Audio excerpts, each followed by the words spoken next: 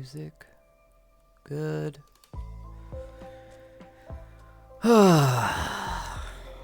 Me, I feel a little low, but good. Maybe I boost myself up a little bit. Maybe yeah, that'll make me feel a little bit better. Oh yeah, that's a little better.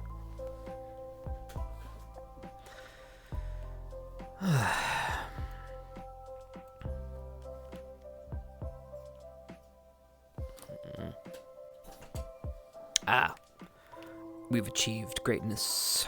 I've achieved greatness. Yo, what's up? How's everybody doing?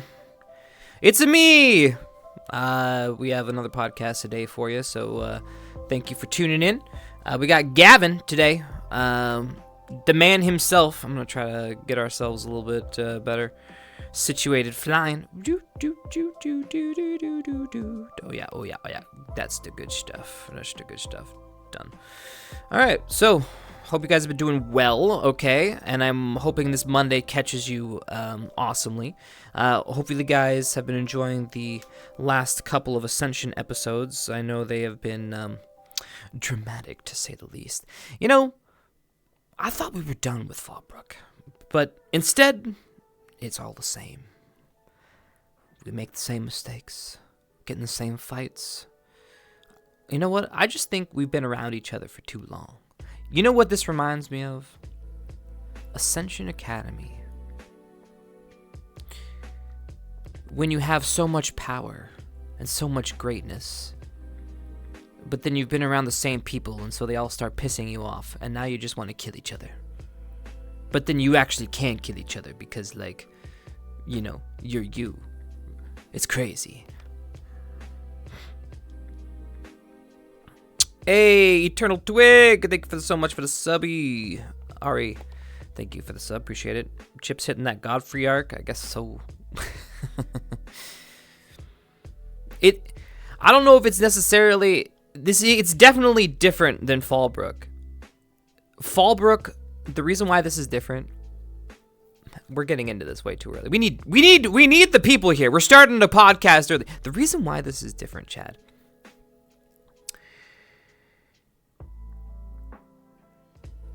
is because Fallbrook, we weren't broken yet. Fallbrook broke us. And now we're just in pieces. That's the difference this time.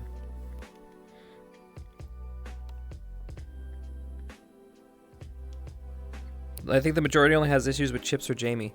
What a crazy thing. You hate the murderer guy that you all claim is a murderer. Okay, all right, fine. I guess I'll take that. And then you hate the guy who tells you not to murder.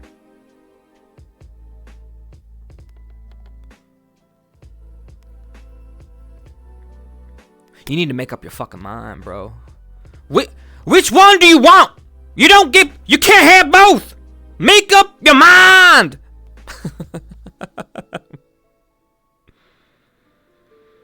I think you tried to. Okay, well, you're talking for someone specific. I don't think everyone thinks Chipz almost got them killed. I think Wolfears is putting words in other people's mouths. We've talked to lots of people on this show so far about Fallbrook, and most of them have not given us that impression that their character blames Chipz for it.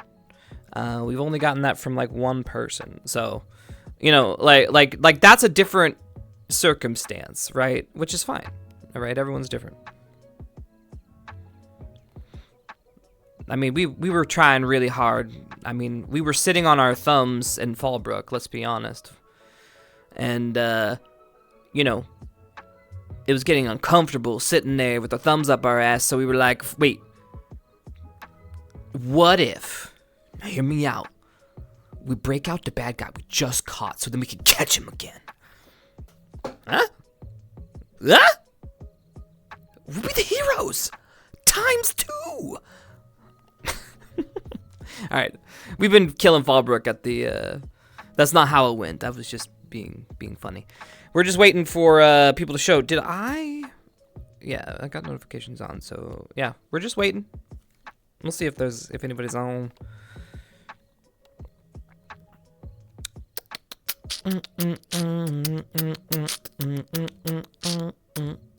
Ooh.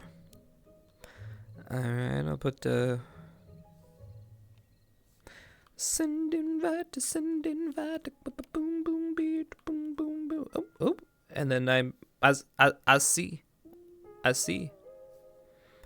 them, but I see them online. I sent them an invite. So normally I wait for their invite, but I think I don't know. You never know with VR chat these days, and I started late, and 10 minutes normal time. What am I kidding? Who am I kidding?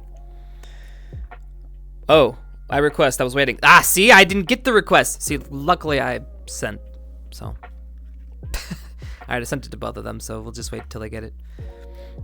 I just know this arc is going to be hell for me in a way that's fun because of the Fang curveball. Ari, I hope you stick around. We're going to get into that and more tonight. We're going to have Gavin, which is great. I mean, Gavin, like Chip has some similar alignment there morality-wise, so we'll see how this all shakes out. So, before we get all the way in depth into Ascension Academy, gotta make sure I have my water. I do have some water. Perfect. Gavin helped me not get horribly hurt. Oh, that's good.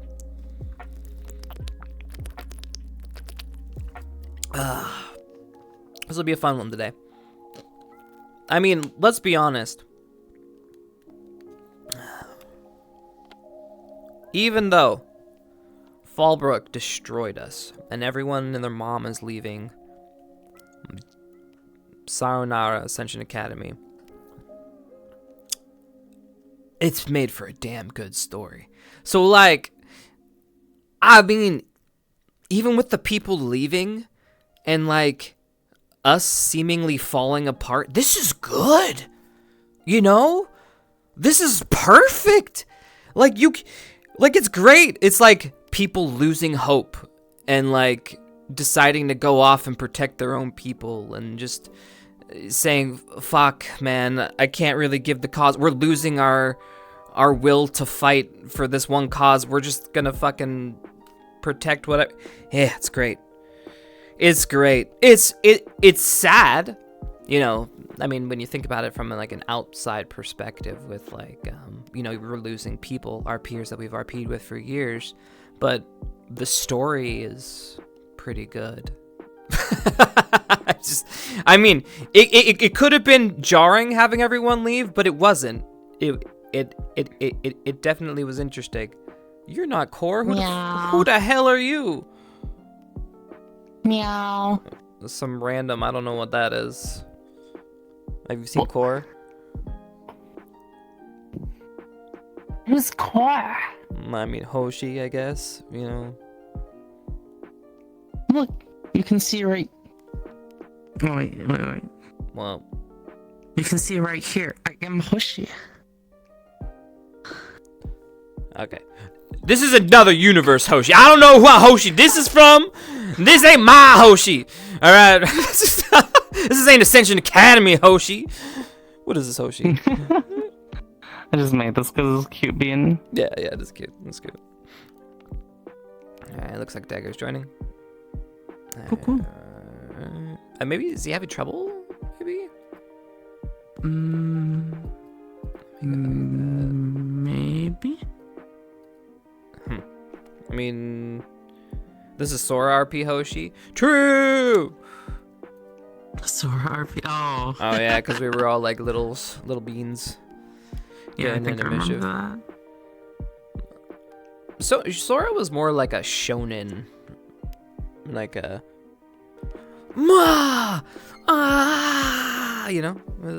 gonna save my sister. Have some clips of that.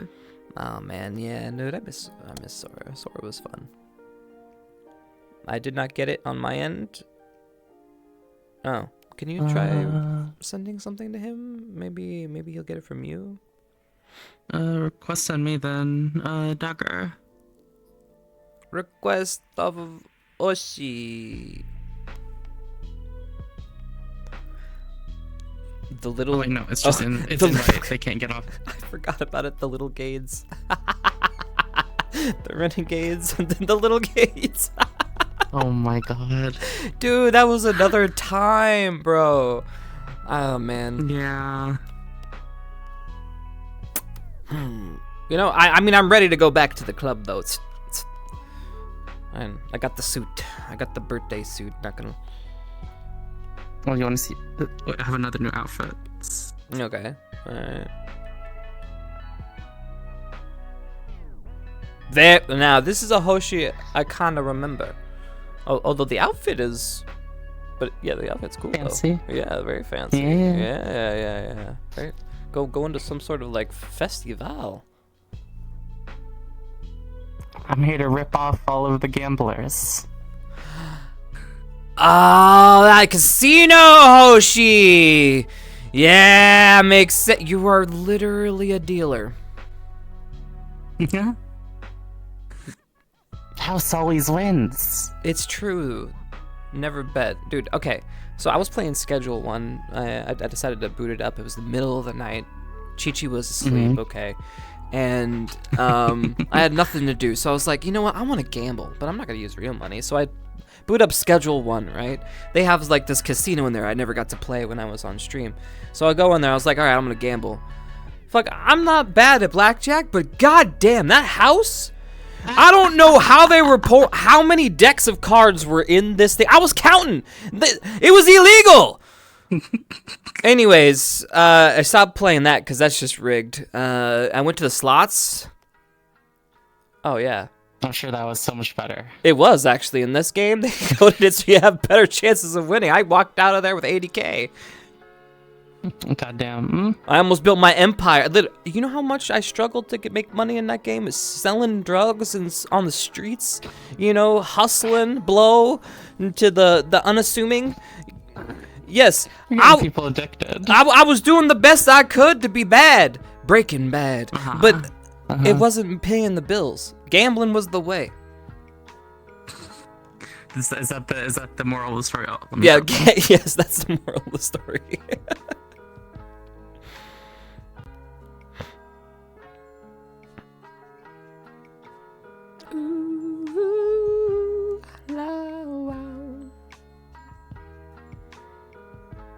Bro discovered the house always wins. Okay, well, I've gone to casinos, right? And it's like, have you ever been to the small casinos in Vegas, right? You go find the $5 tables where it's 2-deck blackjack. All right. Fuck you, house, if you don't think I'm counting cards. There's only so many cards in one deck, and it's now only times 2.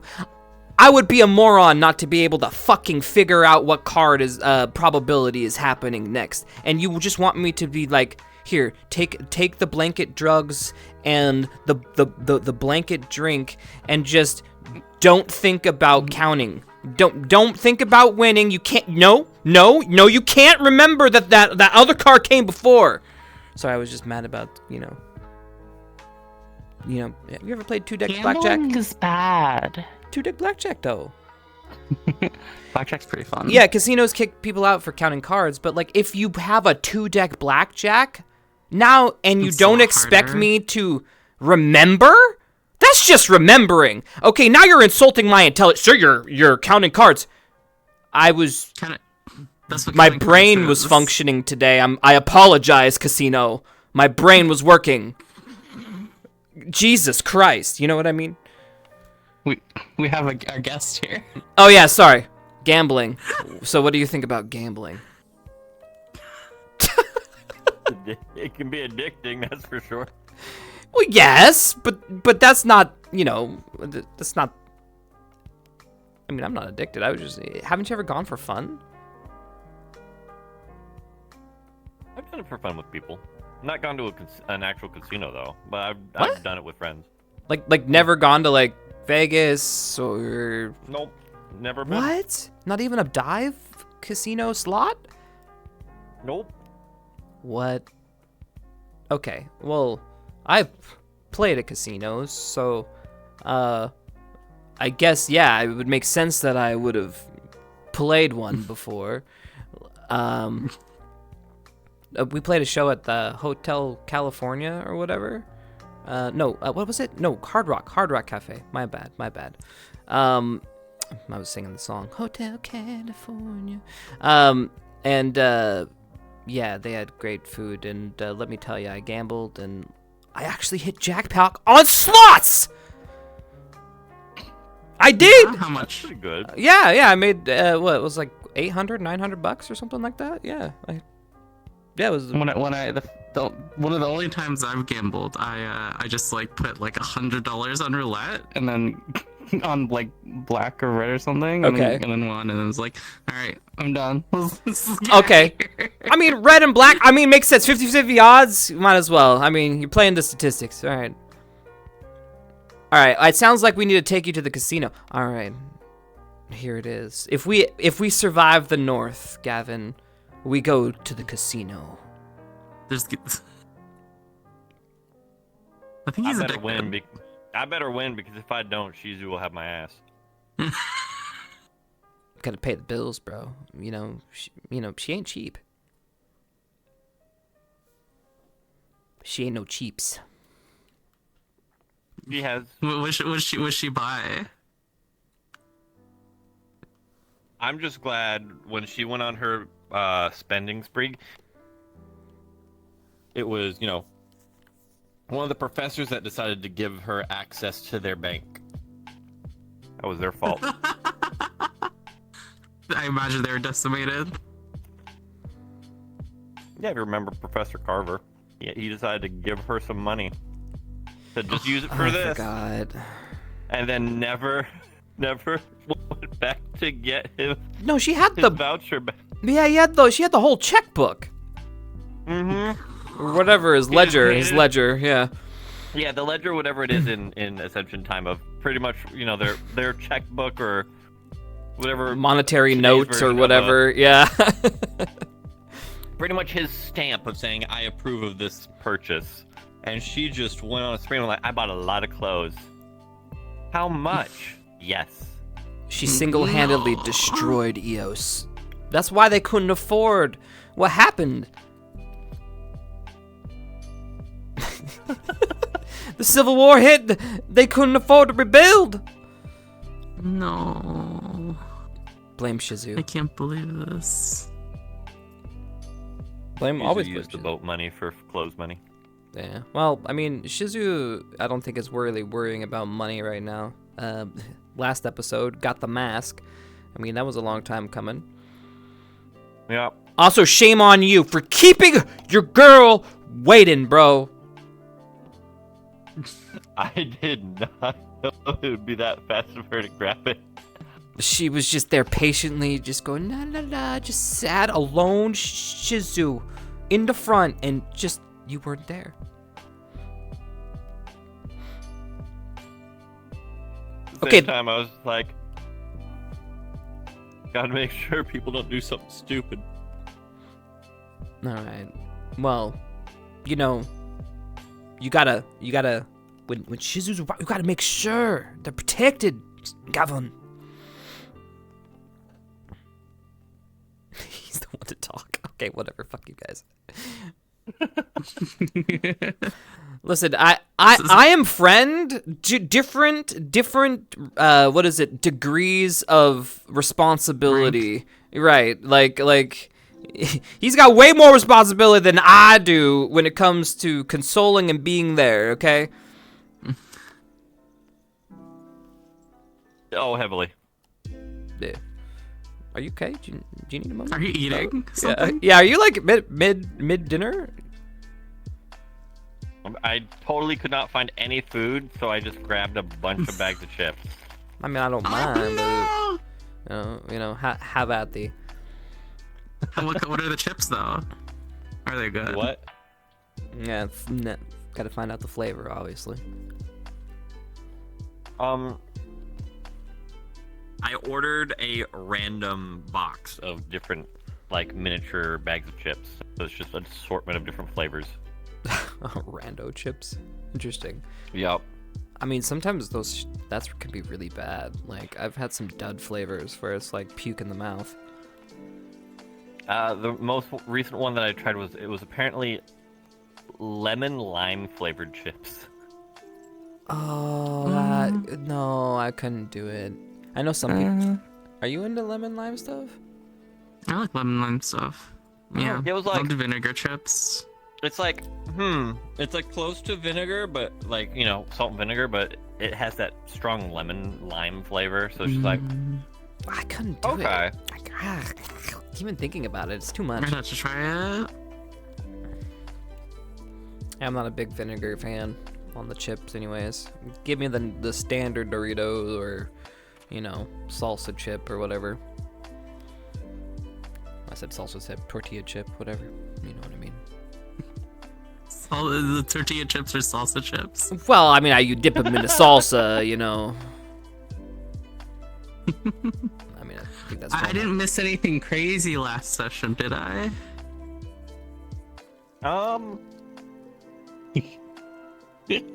Kinda. Did I? Oh no.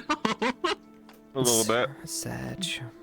We're crumbling. We're falling apart, man. Wait, what happened? I mean, every day, just another person gone. Oh. Yeah. We really? Yeah. Well, who fucking kicked the bucket?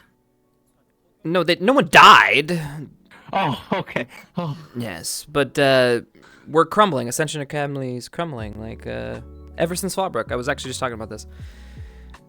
Fallbrook killed us. Trust in the system. Yeah, we are not the same. But can we? They're saying not trusting the system, but like, I don't think that's it. I think it's more just like the world's going to shit. World's going to shit. Not trusting each other too. Yeah, that's a big thing. Is like ever since Fallbrook, when there was a lot of tension about the Fallbrook's plan and how it went horribly wrong. And since that plan, it kind of was a huge reality check on people who needed to take things a lot more seriously. But I think people are trying to take things more seriously, but in not a healthy way. And they just feel that not trusting anyone going even a little bit off of the beaten path, they think is going to get everyone killed. Yeah, but I don't think. I think we're at a point where we don't even know who to listen to. If you don't trust the CAF, you don't trust the teachers, but you don't also trust your fellow students, so then everyone's just trusting themselves, so there is literally no unity. Yeah. So we're falling apart. Hoshi timeline. Well, I mean, this is where we were heading. We knew we were heading this way. It's just, I didn't know it was going to happen so soon. I didn't know Fallbrook was going to be the catalyst. I actually thought it was going to be the More Than North or something in year 4, but it was just Fallbrook. It was facing... This is a great time to get new blood, isn't it? Well, no, but yes. Yes and no. I feel bad for the new people. Think about it. Well, I mean, for the RP, yes, but like for psyche-wise, I mean, our old students are not going to let anybody else in at this point. You know that. Well, they're like, it's a lot of people though. It's not going to be like they're going to be a few people outnumbered, and they need to find a place to fit in. If they don't find a place to fit in, they'll be fitting in with each other. Yeah, but we don't even know how it's like. Okay, well, I know what might happen. But, like, what if... Okay, we're going into the north, right? And we're becoming this force, and the academy is basically crumbling, right? So the academy's there. At this point, nothing almost but a name at this point, because it doesn't matter. School does not matter anymore. And so we're going... school is for peacetime. This isn't peacetime. And so we're losing that identity of what is school. And... So what are these new people actually coming to join? They're coming to join our cause. But then the question is what is our cause? It'll be really fun to see like which of the new students are like prepared for like the mentality of the school. I don't think they're gonna know. I don't think anybody's gonna have time. Like, everyone's going to be in the north, right? And we're going to have armies from all over the place, different camps, situated, different cultures, all smashing heads. They're just going to be another cog in that big-ass wheel of allies coming together. So I think at first it's not going to be really that big of a... What I foresee is students flocking to students because like age. You know, that's the basics. Outside of that, mentality-wise, I don't think... I know you think like, oh, they're gonna join AA. It's gonna be all. We don't have formality anymore. This is all just like wartime. No, that's what I'm saying. Yeah. I'm like wondering if like anyone's gonna if they're gonna like be prepared for how like depressed and like on edge everyone is. I mean, it is so hard to try and play the optimistic everything's gonna be okay character. yeah. Well, Especially I think that it's gonna be one thing with it, whereas like maybe like it was like Yuffie and a couple other characters that were like upbeat and fun, but like when it's like a whole like it's like half of it's like we're doubling our size basically, right? Yeah. For what do you mean? Amount. For It's like people joining the students. Oh, or like a think third 1/3. more or something. Yeah. well, we have a lot. Okay, I don't know how to describe this. Ascension, the RP is changing. Yeah. As soon I as think they're just meaning Yeah. or I guess as you say would be our platoon or our squad is the new people coming in are practically a third of it. kind of, yeah, but I don't think they're gonna be slotted in like you think they are, as because Well, it's like we're gonna be so, yeah, it's gonna be different. Well, not slotted in, but like when the last time when there was new students, a couple of them a few of them came in, and it's like kind of like a lot of them kind of like almost got trampled down by like the mood. Yep. It's gonna be a little harder to do that with the amount of new students coming, I think. I have a feeling this is how it's gonna go down. I think it's gonna be, the academy is what the academy is, right? And we all are we're what's left of the actual real academy. And anybody else that joins now is joining to help our cause or, do something.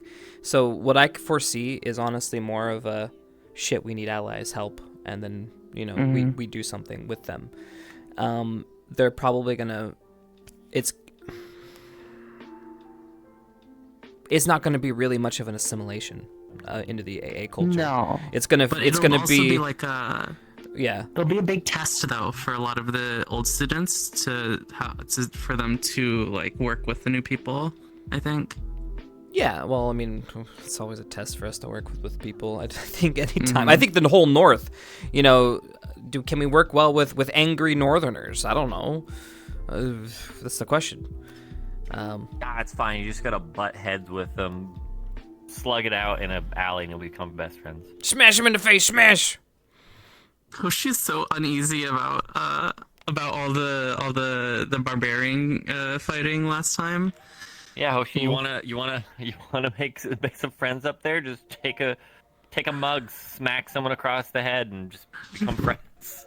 See, what's funny is Augusta's like explanation of this is so the way to explain it, but there's also different levels of gaining respect, right? Like, Oh yeah.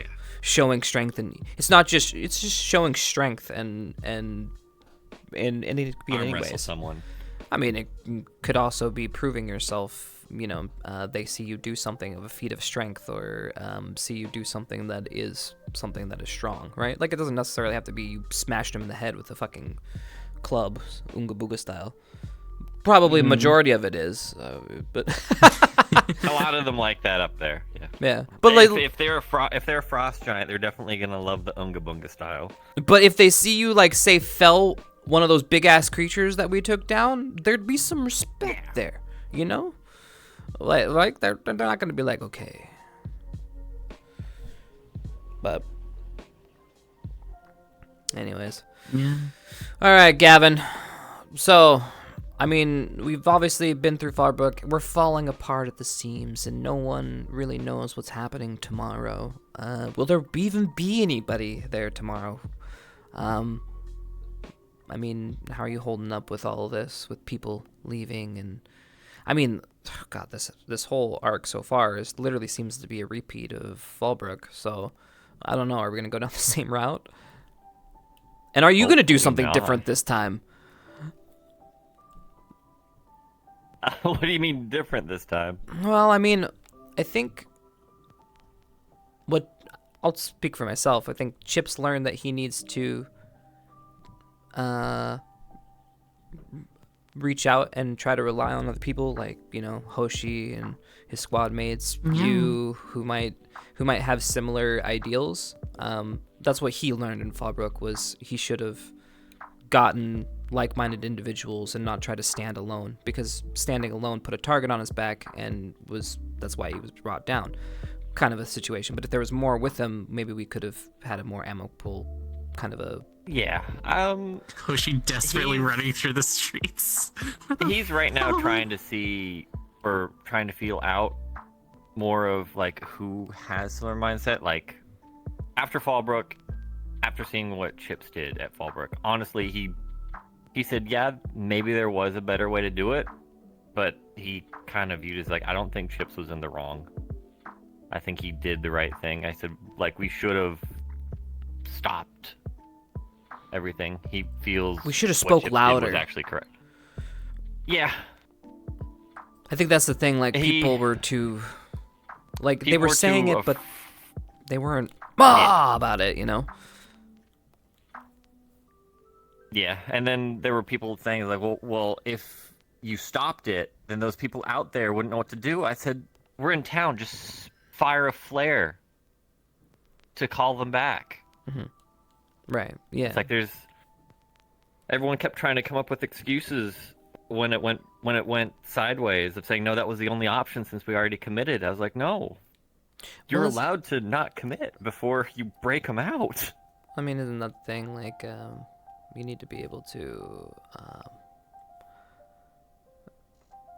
People look for arguments that, or like data that enhances their argument, right?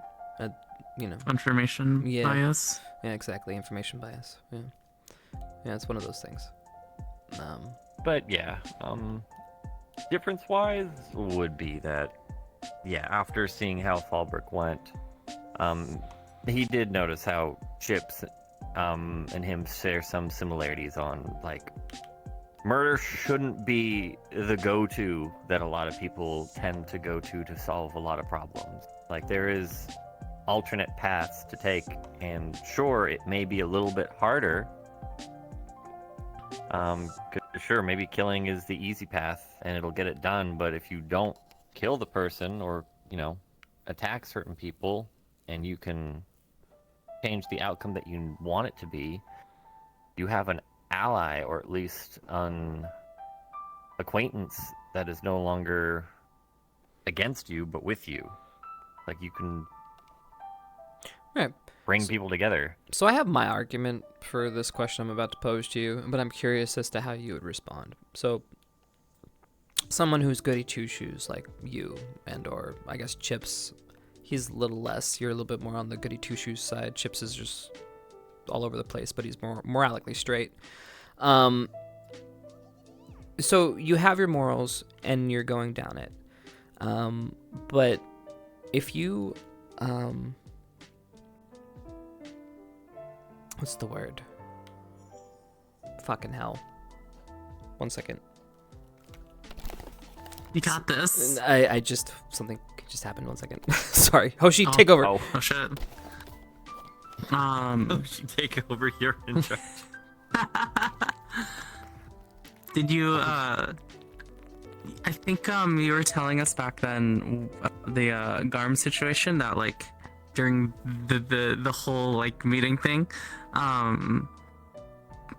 it was, hard to, like, speak up in the room, right? It was. Didn't help that out of character, I was extremely stressed on trying to get the wordings right, but so it made it hard to actually get words out. But you could also tell that there was a lot of pressure just to get things done rather than get it done right. You could tell, you could feel the pressure, and eventually, when he brought up the thing of, everyone thought that if we didn't let Garm out, everything would go wrong. The city would be in turmoil and all that. And his idea that he brought forward was, let's just defend the place. This place has fucking walls, a moat. This place is built to be sieged. Oh, that thing was... It can withstand it. And instead of just saying, hey, let's be defensive, like Professor Berrien just said, so your proposal is we do nothing. And I'm just like, that is not what I said. Oh, that was crazy. Now, that's how you win. That's how you win arguments, right there. Literally. That pissed him off so much. I mean, it's a great way to get people on your side. You just can dismiss something with one little comment, and then everyone else has that in the back of their mind, like, yeah. It was a great one-liner, but holy shit, that was crazy. All right, sorry about that, and I had to do something real quick. All right, my question I pose. So you're a pacifist, right? Killing bad, but I think obviously the question is morality right now. Like, what is morality? When is it right and okay to kill? When is it not? Are you not considered a hypocrite by, like, you're going out there murdering people on the field of battle, but then you're saying, no, we shouldn't kill. So what is your response? I know what I would say, but I'm curious as to what you would say. How can you sit here and say that you are a morally good person when you are going out onto the battlefield and slaughtering people who do have families, who may not have necessarily animosity towards you or people, and may be a good person? They're just part of a cause. So, for Gavin, he was brought up originally under the Temple of Redemption. So it's all about giving people second chances. Killing is the last resort, but because he's gone to different locations and learned more about war, about all these things, he knows that there is a time where you will have to kill, but it's, for him, majority is, if I have to. And that have to is being of, if someone is coming at him with full intent of, they're going to kill me unless I kill them, then he's going to prioritize his own life. Like, he's not going to just let himself get killed because there's people he needs to protect. He doesn't kill because he can kill. It's less about just it being, kill or don't kill. It's more of, what is the reason behind you sanctioning? Why are you going to kill this person? If you're just killing them just because you can kill them to get it over with, then he views it as wrong. If, because it's wartime, people are coming to fight you, they're coming intended to kill you. If you can capture them, great. That would always be his first chance of trying to talk things down, but obviously, wartime, big fight, you're not going to be able to talk it down. Your higher-ups probably already attempted that. So, in a war, he'll probably not try and go for... He doesn't try to go for lethal strikes. He would rather injure someone to make them retreat, or knock them out so they can be captured, put in prison, things like that. If he has to kill them, then he will. Only if it's to protect his own life or to protect someone else's life that is from him. He never takes enjoyment in it. It is, to him, he hates it that he has to take a life, but he understands that in these times it is unfortunately required at times. Yeah, that's solid. It's obviously the question that gets brought up, right? Because I think, again, we're back to a lot of people justifying why killing is okay. It is hard, right? And I think probably your character and my character probably feel like a hypocrite sometimes especially when they get off the battlefield. Like, I am saying don't kill, but here I am. I just, like, for example, one straight up kill that I know was me, Chipz, last episode, or 2 episodes again with there were a lot of people that passed by it, but I know there was one that was my kill. You know what I mean? And that one was like, oof, you know, that sucks, you know, slitting someone's throat, and you're just like, damn, am I a hypocrite? I mean, could I have, you know, potentially brought him in as a prisoner? I guess I could have tried, but that cannibal group would have been impossible to try to capture all of them. Like, our own safety was at risk. Do you believe, this was a question that was posed, should we have pushed in? Or should we have, I mean, where else were we supposed to go? I mean, we asked nicely, they negotiated. We realized it was a threat.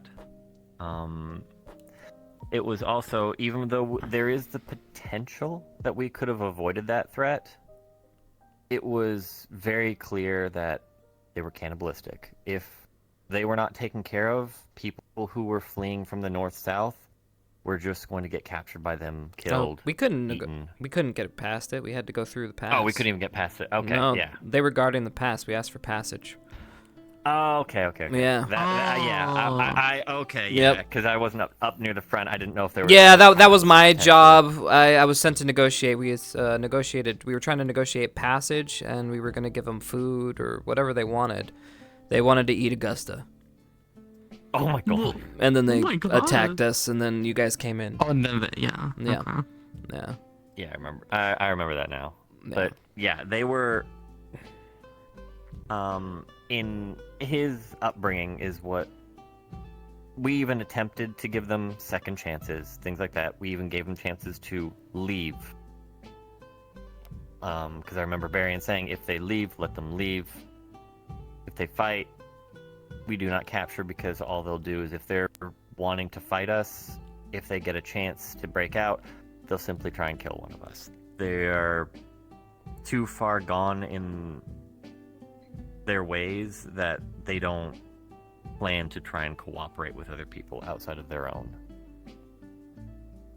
Mm-hmm. So it sucks that to him, his mind was, it sucks that we have to kill them, but he understood that there was an evil inside them that was too far to change.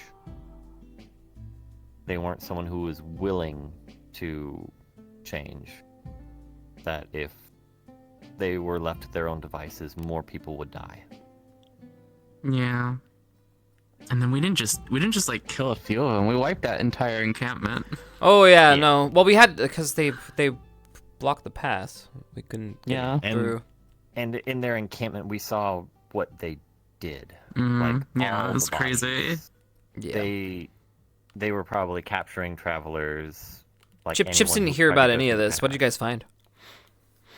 I didn't hear too much, but all I knew was, like, every tent practically had, like, bodies. I don't know if they said they were already chopped up or mutilated. You know, it was had bodies. Really bad. It's like all the tents just had bodies thrown in them, bloodied, that they were practically using for their food. Cortez went through and like burned them all. Yeah, it was bad. I mean, what do you do? I mean, potentially, maybe we could have. I don't know. We could have had. I was anticipating we might have had like a handful of prisoners. We had one. Do you know what happened to them? I think Barian ordered no prisoners, and they probably killed them. Wait, what? Wait, did we execute? Yeah, Barian did say no prisoners. Yeah, but because at a time near the start, we incapacitated a few, and they were not killed. They were just on, and we tied them up. Right. And we said when we told Barian, it's like, we have a few that are, captured. Wait, did we have like some sort of public execution? Because I think that would have been nice for people to know if we just had people just offing people on the side.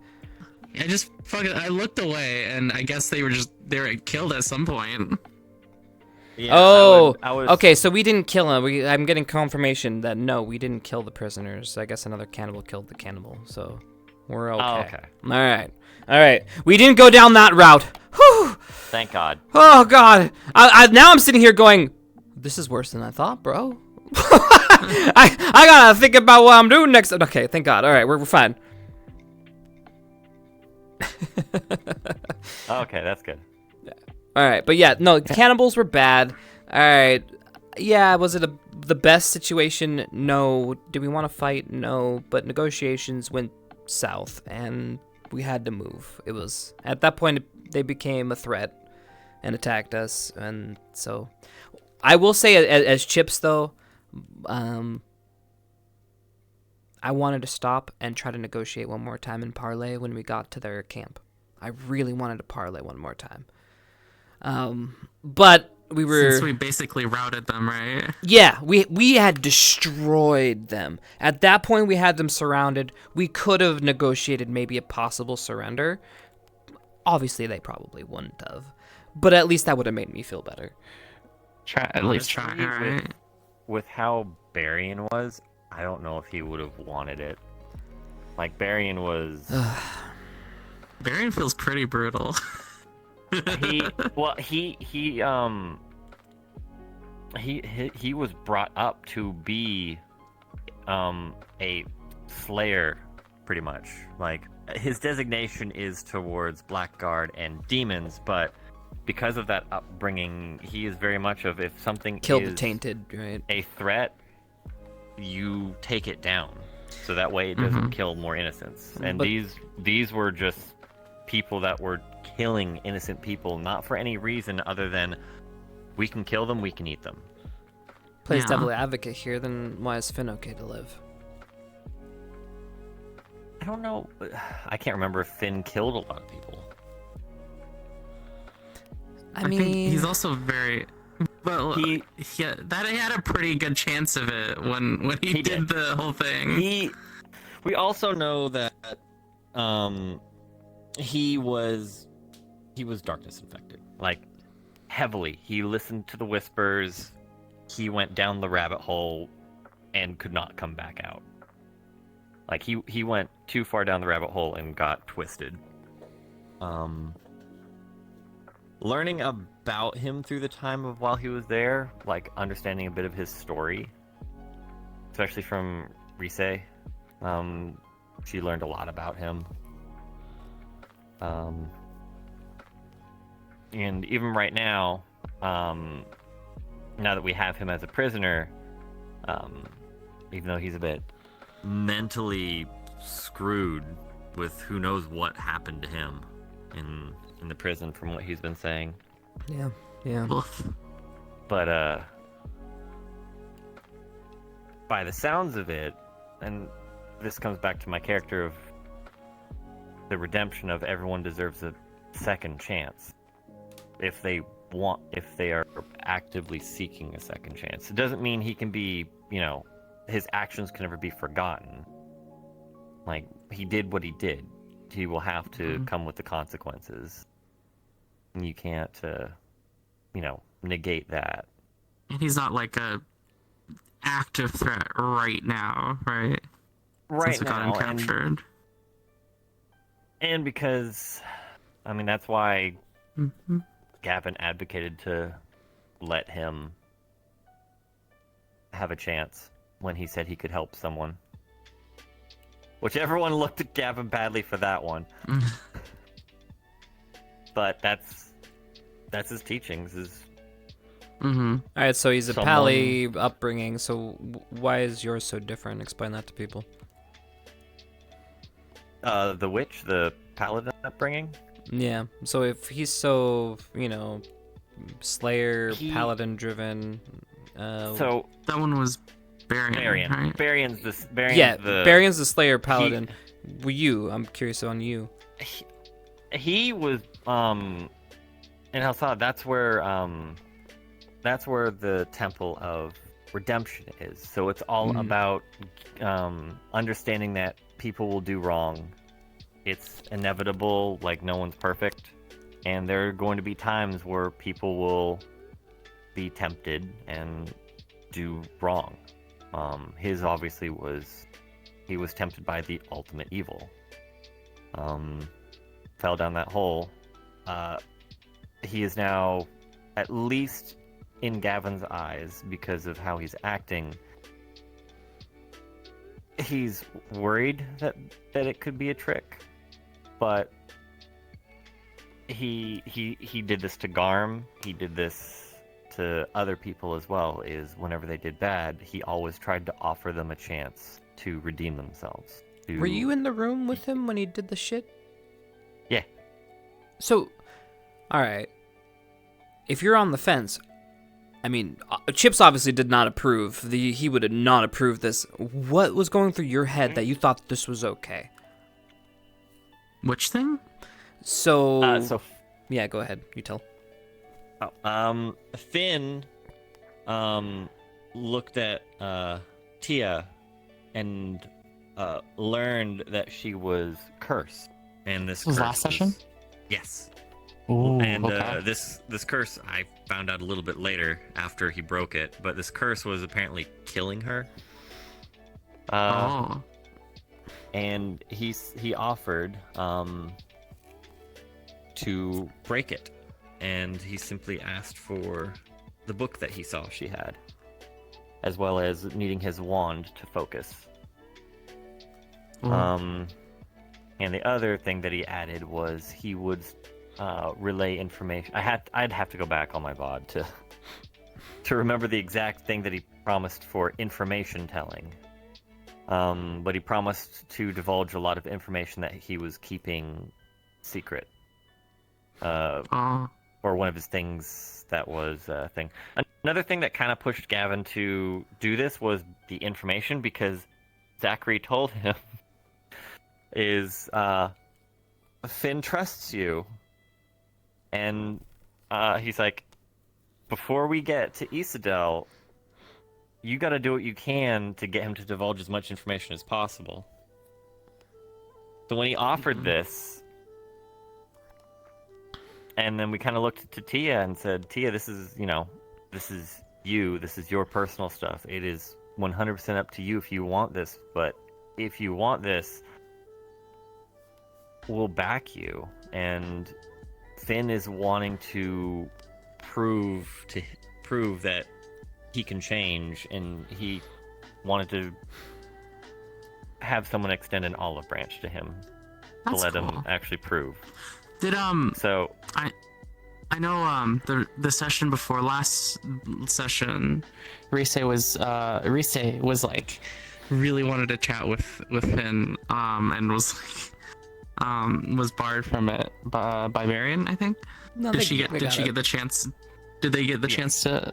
Yeah. Okay, that's Yeah, cool. I took over they the whole thing with Finn, and so people come up to me, and we're getting time. yeah, she got unbarred, I guess, which was Okay. good. I think the barring her was a bad Crazy. idea. Well, 'Cause it's one of those. you shouldn't have barred him to begin with. You should have just said, like, hey, just give us some time. You can talk with him in a little bit.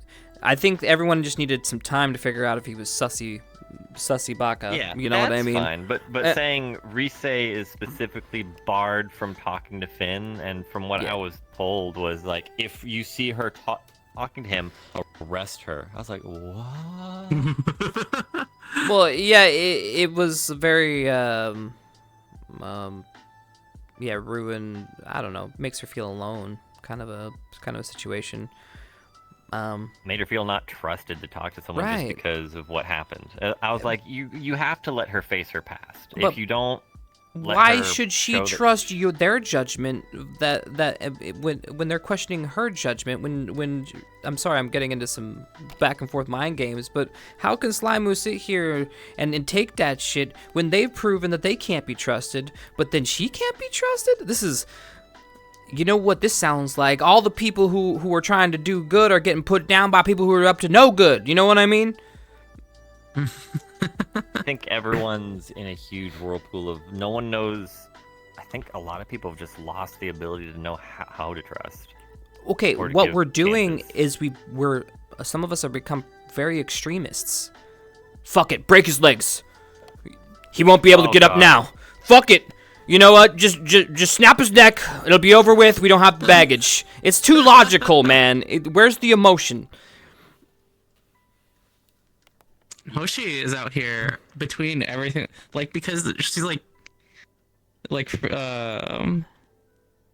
her first real mission is like Fallbrook, right? And then going and then going from that to this, and like with Finn coming back, she's like so lost right now. She doesn't really know how to feel about anything that's going on.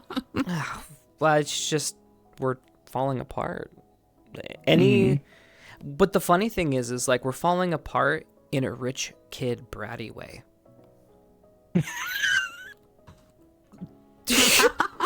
Yeah, That's what it is. You can see that in some people. Yeah.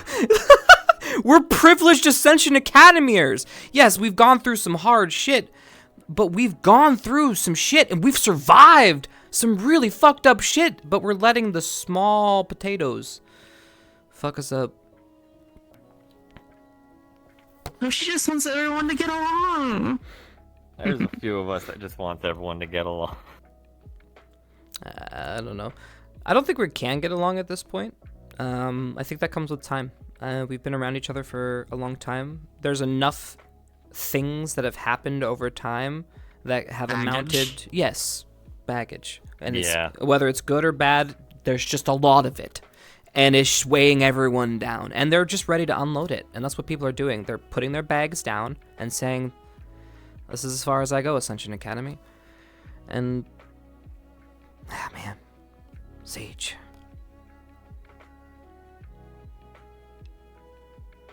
Yeah. Yeah. Like, I know Gavin is at the point of just like, I'm just going to have to sit down with each person individually and just slowly file through and figure out what the heck is on everyone's mind. Try and help get everyone realigned. I'm excited for Hoshi Gavin chatter. Yeah. Oh my god, everyone needs a fucking chatter. I don't know. What do you think about the Finn debacle? Do you obviously trust? I can't believe that you trusted him. I mean, do you think? Now tell me, because Chipz would have gone in there if he would have saw y'all doing that. Stop it now! And he would have put his foot down and been like, "I'm big bad commander, dude. Right? Hear me roar now!" And then everyone would have been like, "Yeah, right, Chipz. Ha ha ha. Go the fuck away." And then I would have felt disrespected. But that would have probably pissed a lot of people off at me, because I'm scared for their safety. Do you think this is like a problem that's gonna continue on, or? Hard to tell. He knew that was going to be a tough one. I think, sorry. Like someone has like he knows. He also thinks very differently than some people. Like example, as we all know, Jamie's like, once you're bad, you're bad. You can never be good again. And he doesn't know how other people think of, once you've done bad, does anyone else think that over time someone can not necessarily, not still be labeled as someone who did bad, but actually, work towards reconciling what they did. Mm-hmm. Finn said he wanted to do that. And because he openly stated that is the whole reason why he decided to say, I was in the shit of it. I know majority of everything that Finn did, and it was fucked up. He's like, but I also know that I feel if it wasn't darkness related, he might have not gone down this route, or if he didn't try and do it by himself. Because he started talking about how the darkness tempted him, the whispers that it told him that it was exactly what he needed to hear to follow it. Mm-hmm. And he's seen people, like even through past missions, of people will hear just the right thing to follow it. Yeah. And now that he is actually showing remorse for what he did, that's a major factor to him. Is he's actually sorry for what he did. That is kind of dangerous, though. Letting him do a whole spell on Tia, right? Yeah. It is. He explained That's exactly what he did last time that almost hurt someone. And that's exactly how he made his twisted wand. It's why we're all sus of him. I think that I think like in the moment it's a lot very dangerous, and and it's pretty like might not trust Gavin because of like the decision, but like I think past that, since it looks like Finn like did the right thing and helped, I imagine it'll be easier to trust Finn in the future. Maybe. I wouldn't say it'll be easier to trust him. He said if, because Gavin was like, if he actually Shows that everything that he did is exactly what he said he'd do, then it opens doors of baby steps. pretty much, Yeah. we're not fully trusting him, but if he's wanting to earn trust, that's why Gavin said one of the hardest things to do is be the first person to hold out your hand I guess when it comes to I guess I'm just giving so someone trust. confused. It's like Chipz puts his neck out to save Finn from execution.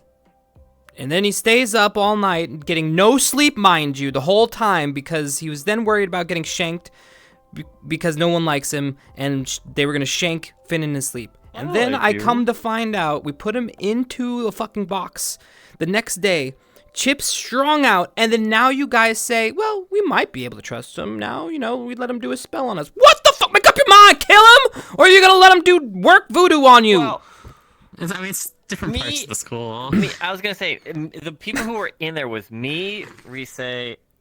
So we're so all over the place, bro. Like, no camp. Like, even Chipz isn't part of your camp, and you guys aren't part of the other camp. We have all these different, like, we're so fucked. That's why he went and got Augusta. He's like, you know what? I'm not gonna make this decision. And then I looked to Blazeheart and I was like, and I know you don't feel comfortable making this decision because you're not At the top of command, I was like, so I guess we'll ask up. The only reason why Chipz didn't make a scene that night is because Augusta said she approved it, and I'm like, fuck. Damn it. But that doesn't mean that we're gonna have a strategy meeting and talk about stuff. It's like, And then after she was like, do you know why I approved it? I was like, why? She's like, because I have a feeling you guys would have fucking did it anyways. true. All right, this is very smart. I looked at her. I just went, Smart Augusta, girl. I wouldn't. You wouldn't. And You wouldn't. She was like, True. she was like, and then she straight up, she said, Gavin, would you put yourself to an oath of truth right now if I asked you a question? I was like, yes. She's like, dead ass. If I told you no, she's like, if I told you no, that you could not go through with this, would you have still let everyone go through with it? And he was honest. He was like, no. Blazeheart had the wand, and I spoke with him, and we agreed that if you say no, he doesn't get the wand, and he can't do the spell because he needed it to focus more on the spell. Because he showed that he could still cast magic without the wand. Right. Like he could still attack people if he wanted to. Or when we were all out, he could have left. He could have broken out. When we were thin. I think there's a lot of characters that might have done it behind their back, but probably not Gavin. So, like, yeah, I don't think you would. You would have adhered to that. I totally agree with that. But, like, if someone feels that they could gain something, I think they would have. They might have done it on their own if we gave them the permission. Yeah, thank God and the Lenneth time. wasn't there. Jesus Christ. Mr. Power Hungry. Oh, my God. I have a question. Has Gavin tried to talk to Jamie Yes. about everything that's happened? That is a lot to get through. I'm going to talk to him this last Like episode Jamie, about Finn. I even tried to talk to him a bit, and his argument is he's done horrible things. And he's like, he was, you know, sent to prison. Obviously, that means he should just die. And I was just like, Jamie, you were going to get sent to prison, Right? but we gave you a chance. Are you saying he doesn't? It's just like we out here, bro. Like, dude, We out you're here. in the position. You're in the position he's in. He did a lot more fucked up shit, yes, but you still did some really bad. You point blank just went, nah. I think you're bad. You know what we should do? Jamie should meet Jamie, and then they're gonna look at him sus, like, look at that, Jamie should meet Jamie. like a mirror. You know, like a mirror okay. character, someone who's black Yeah. and white like that. Oh, you were arrested by the CAF. What'd you do? You killed a person? Oh. Starts grabbing their gun. Sorry, I just have a hard belief on what happens to prisoners who do bad things. It's just like, I just think it would be hilarious. Meet the mirror. What would you say to your mirror? Well, you would have a good conversation with your mirror, I think. You guys would actually probably get along, you know, chat for 2, 5, maybe all night. Yeah, Yeah. probably meeting a mirror of himself, because he doesn't like he knows he's fucked up several times in the past. So obviously he'd have a heart to heart with a mirror of himself. And I don't think he'd get along with himself. I think you'd get along with yourself. Would I get along with myself? Maybe. I would annoy myself. If you went to hijinks first. True. I sometimes can be annoying. I can be annoying sometimes, so I I don't probably know. annoy me. How's your mirror's relationship with their scar? All right. If I had a mirror guy who came and said that they were best friends with their Scar, oh yeah, you need to meet my Scar Chan so and so. We're besties. Oh yeah, so, fuck you. Bam! Done. Next universe. Resetting. Yeah. Let me dial the clock back here real quick. Cycle 321. Let's see. All right, dial that in. All right. Oh no. See how that one rolls. Oh, I'm a watchmaker in this one? Okay, I'll work with this. Everyone hears the cycles. They'll have a crash out again. Man, yeah, Hoshi, you'd get along with your mirror. Yeah, I could see you getting along with your mirror. You guys would just be nice to each other the whole time. And then, like, you... Probably. Yeah. You and Gavin, you guys are the same. You guys would get along with your mirrors. It's no fair. But Hoshi would definitely Victor- still have meeting. stuff to talk about with the recent stuff, though. Oh yeah. Oh, yeah. Imagine Victor meeting himself. They just stare at each other and brood. I mean, Ignis is practically fucking gone. We all are. Oh, yeah. So, yeah. Because we Yeah. rest in peace. Rana. Oh, yeah, that'll be... yeah. Yeah. That was sad. Rana leaving. Chipz didn't know what to say. He was just, what is it? Resigned? Depressed, resigned. Mm-hmm. Another one bites the dust. From the ashes, it's time to rise. More. God. Worse. Yeah. We had this big, huge heart. Has to rise again and again and again. We had this great conversation in front of the church because Chipz couldn't cross the threshold of this stupid church, and he was like, you know what, murderers and bad people can go here all the time, but I can't. This is fucking bullshit. What kind of belief system is this? When is someone gonna judge a person by the merit of their soul, not by like some stupid curse? And so we're sitting here lamenting and trying to find our existence, and ultimately we said, you know what, fuck them all. They just left us to do it themselves. Bastards. But if you would have come by, it would have been funny. What would you have said to the atheist club that was in front of the church?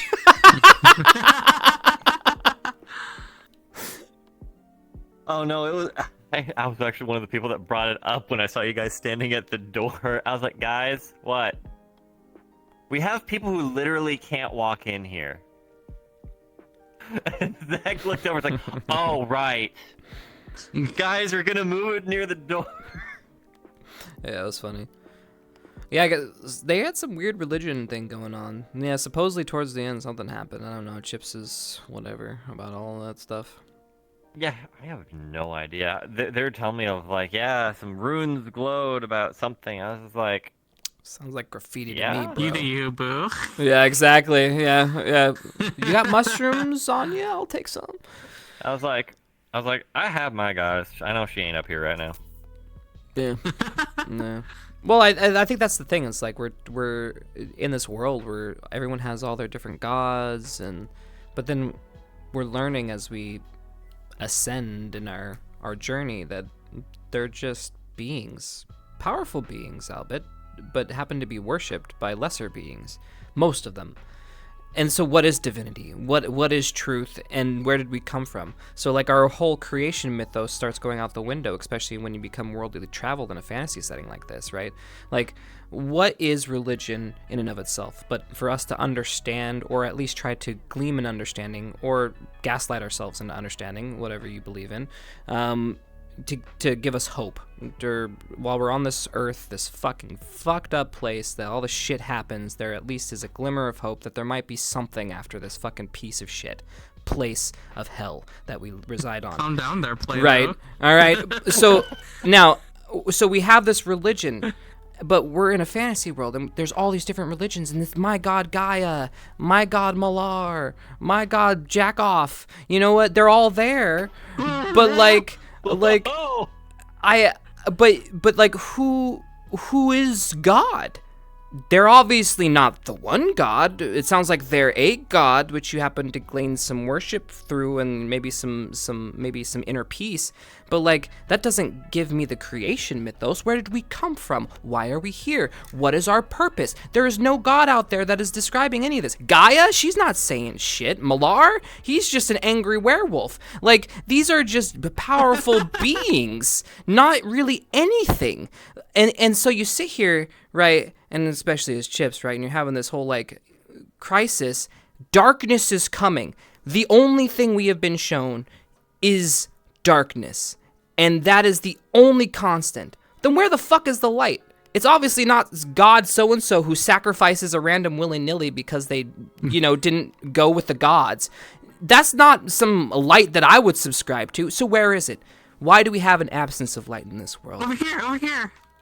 I mean, yes, light is within ourselves, right? We're supposed to find the light in ourselves. But, like, why does active God darkness get to be active? And why do we have an absence of light in our world? Sorry, I went on a whole shebang. That's a good question. He made the lore. I'm sure he has an Yeah, answer. I know. Yeah, I know. See, I wasn't gonna bring that up. I wanted to. I don't know, DM. You tell me. Why does this god get to do all the dark tips? You can't. These ones don't get to do anything. I don't know. You have to let us. What is your understanding of it so far, Gavin? As a student who is now, because we are, Ascension Academy is the only one who is really seeing all of this. No one else has gone and defeated these powerful beings and seen how the mighty have fallen, who some have claimed to be a god, but we managed to smite. Come on, bro. So, like, we have this, like, weird piece, like, of this realm that we don't really exist in yet, but we understand it exists. So our brains are getting fucked right now. So I was just curious, you are a paladin devoted to some sort of god. Does it not shake you at your foundation a little bit on your beliefs? Or I guess your beliefs are your personal, I don't know. Explain it. I guess for him, because of who his goddess is probably why his beliefs don't get too heavily shaken. Because his goddess that he is followed, the lore that I wrote for her was she is a lesser. She is she was always the mythos behind her was she was one that stayed behind in the mortal realm, never to be seen. Most people would just obviously this is all stories, not that she's actually there, or is she? Right. But- Legendary stories. What is Yeah, but reality? she was always she was actually I'm gonna where'd I put it? But does it make you feel like? I guess sure. You can say that. I think that's what like Greek mythology does, right? And they like trace their roots back to origins, right? Like, okay, so you have the frost giants. The frost giants are derivative of titans, and titans are derivative of some gods, and then these gods were a derivative of this god, who was derivative of this god, right? So there was like Greek mythology kind of pinned out a lot of that stuff, but I guess we're dealing with primordial being, aka Yeah. Darkanus, and Yeah, this is yeah, dealing with something that was probably at here the and always beginning. has been. Yeah, exactly. So the origin story type stuff, and so we sit here and we get Really? angry. Yeah, Clearly, you need to pray to Hoshi. Oh my god. just another god propped up on a pedestal, worshipped by the ignorant. Worship me. Give me fish. This is just propaganda because Hoshi just wants more fish. Give me fish. Isn't this what VTubers do? Give me your tongue. Exactly. They worship the VTubers. They're practically gods at this point. Oh my god! Goddess! Spit on me! So she the Ascension Academy VTuber. I think Worship. we're all Send enough- VTubers. Worship me enough This is our sad donuts story of and you'll- VTubing. And you'll get the hot tub stream. But back to the whole thing is he fighting against this. I think at this point he's realized, you can't beat it. It's not something we can really kill. Because I can't remember if it was.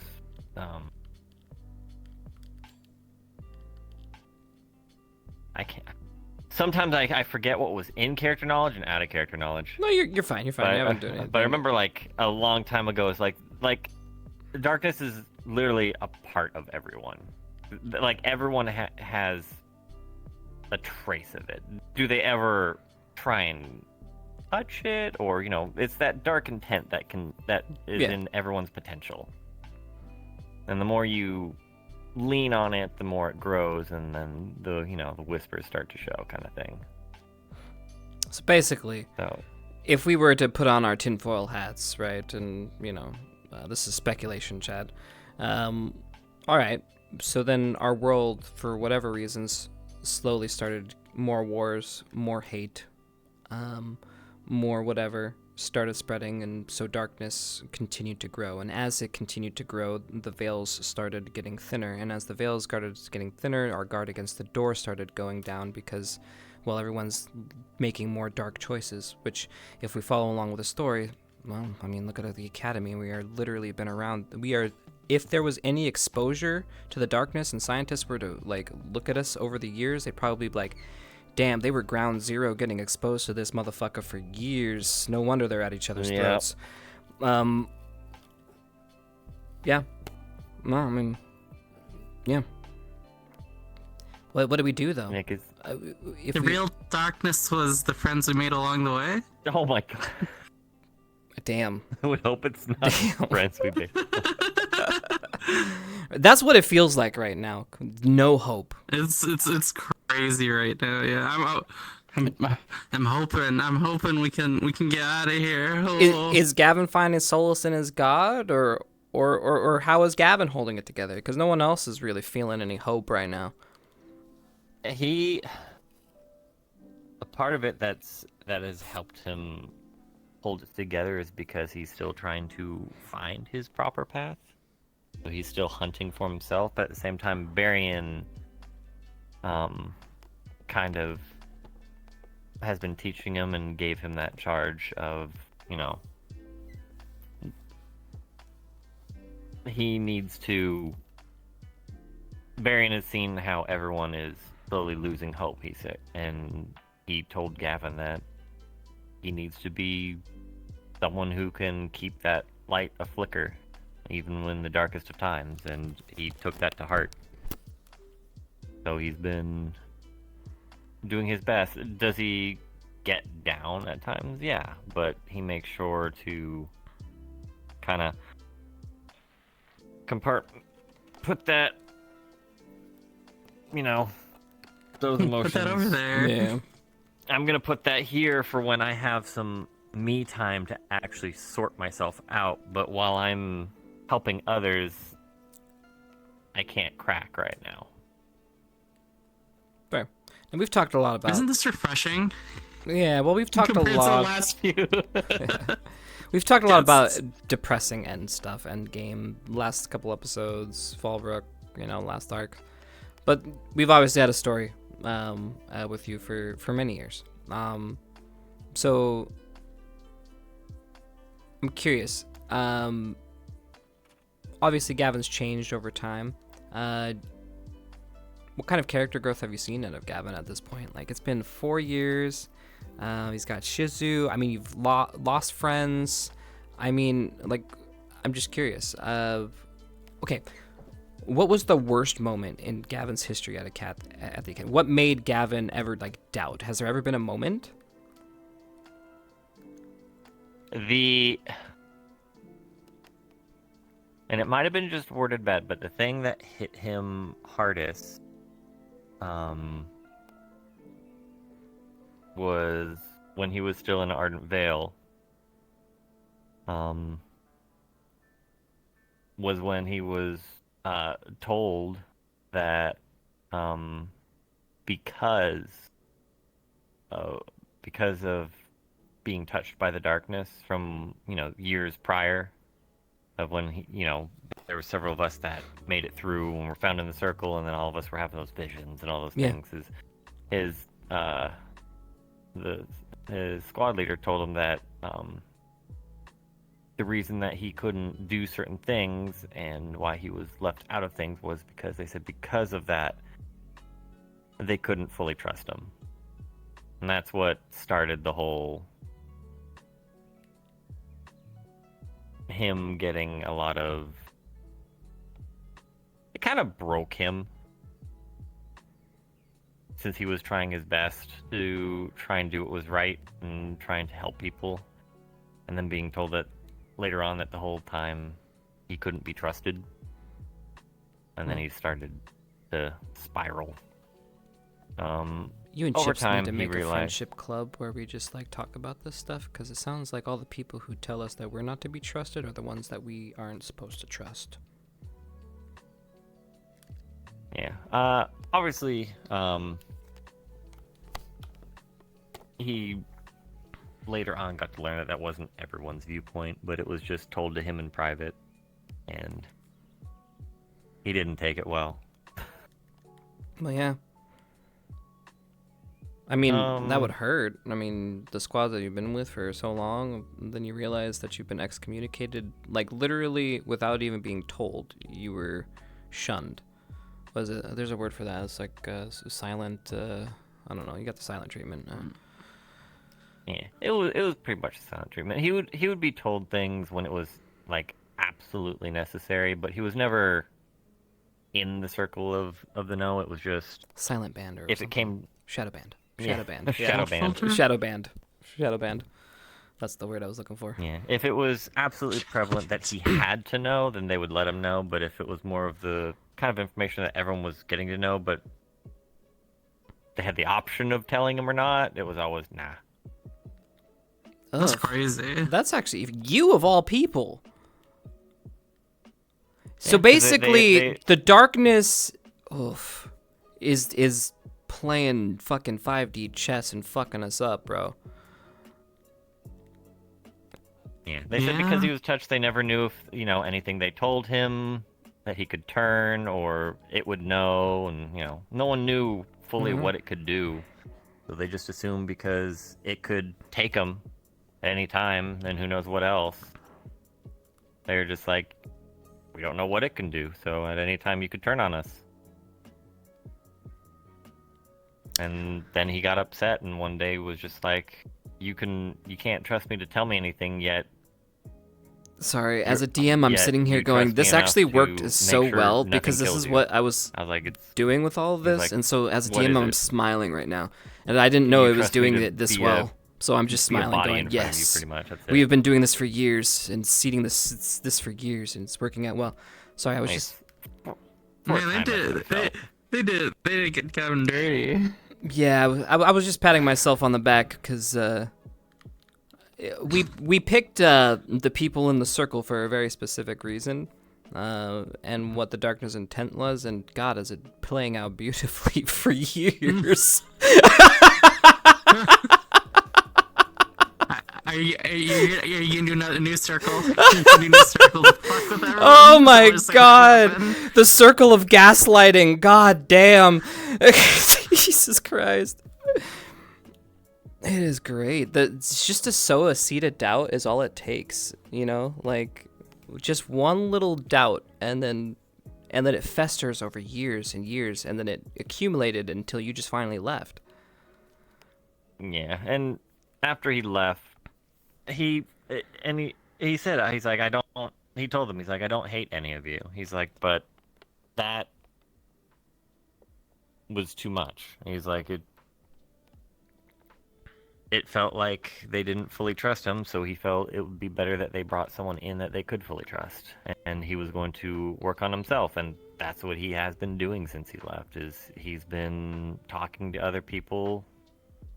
He would talk with Augusta because, you know, she was one of the ones in the circle too, but it looked like her treatment was different. People still trusted her. So. It sounds like we have a new opening in Ignis right now. There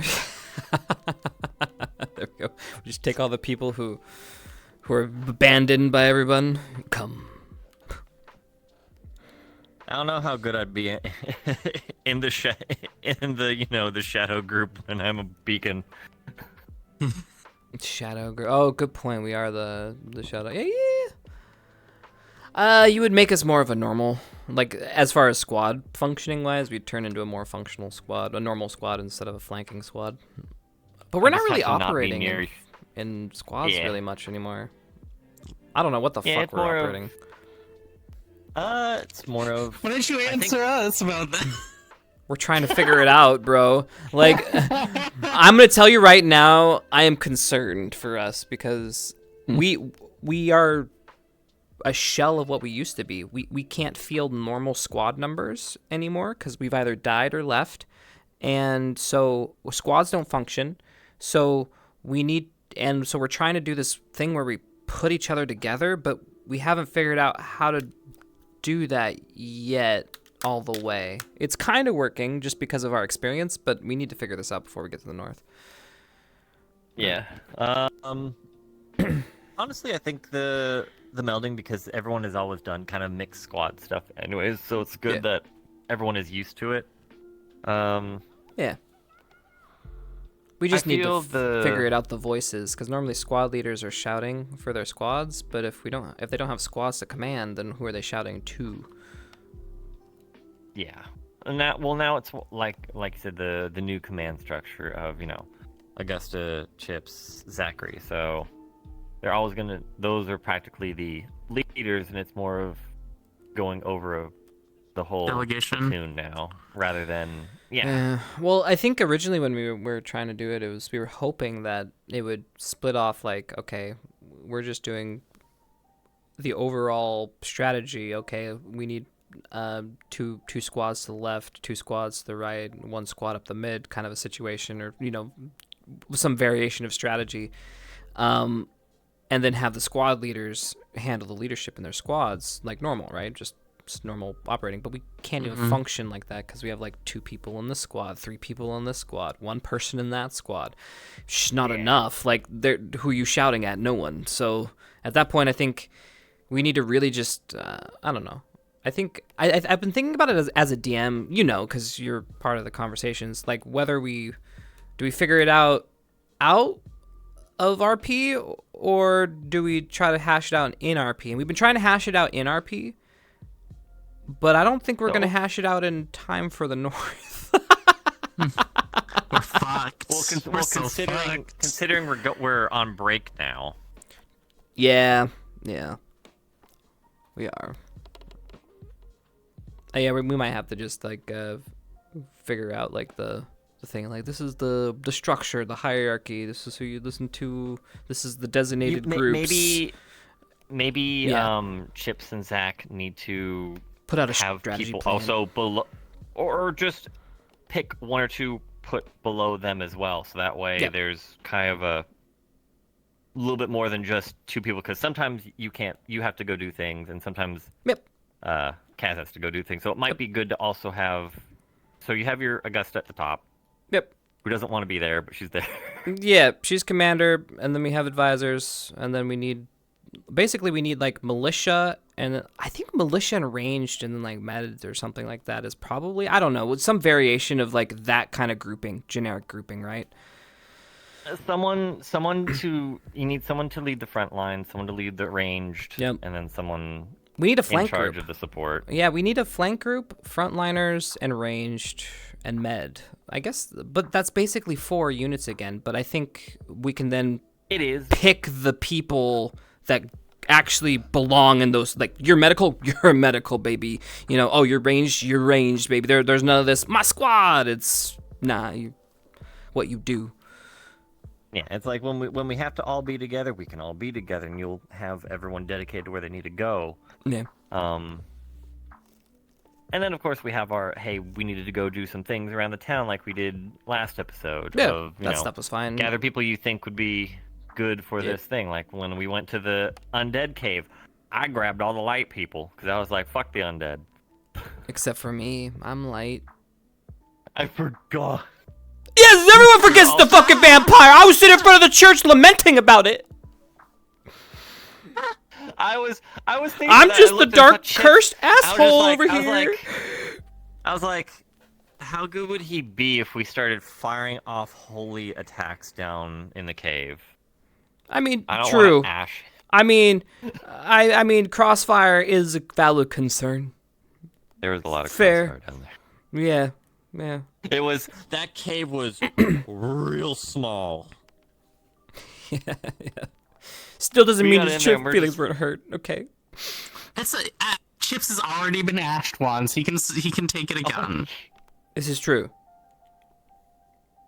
Yeah, but he came back. I don't know how well he'd do. He just accidentally got smited. And then it's like, oh, I don't know if his that ash will come back. Just don't hit your friend, bro. It's that easy. But thankfully it's easy for me. I don't have range. Well, if Cortez wasn't there, I think he would have been fine. Well, Cortez wasn't with us. Cortez was out fighting the behemoth. Which was funny because up on the cliff we're like, yeah, okay, we gotta go back in here. Like, let's take a breather. There's so many fucking undead in there. And we turn around, we're like, hey, we see the other guys fighting. And we just see off in the distance, we see explosions, and we see a giant wall of ice go across the ground. We're like, yeah, they're fighting. We hear the scream. We hear I guess it was like, I don't know which monster it was screaming. They're like, yeah, they're fighting. They're fine. They're fine. Everything's fine. Everything's fine. All right, well, Gavin, so you've obviously been through a lot. Let's see. You started in what year? I was second wave of year 1. So like halfway through the first year. Okay. So, yeah, I came in with me, Mason, Shizu, and Stark. Good times. The good times. She was so Back small when the back bus then. still existed. The bus. The bus.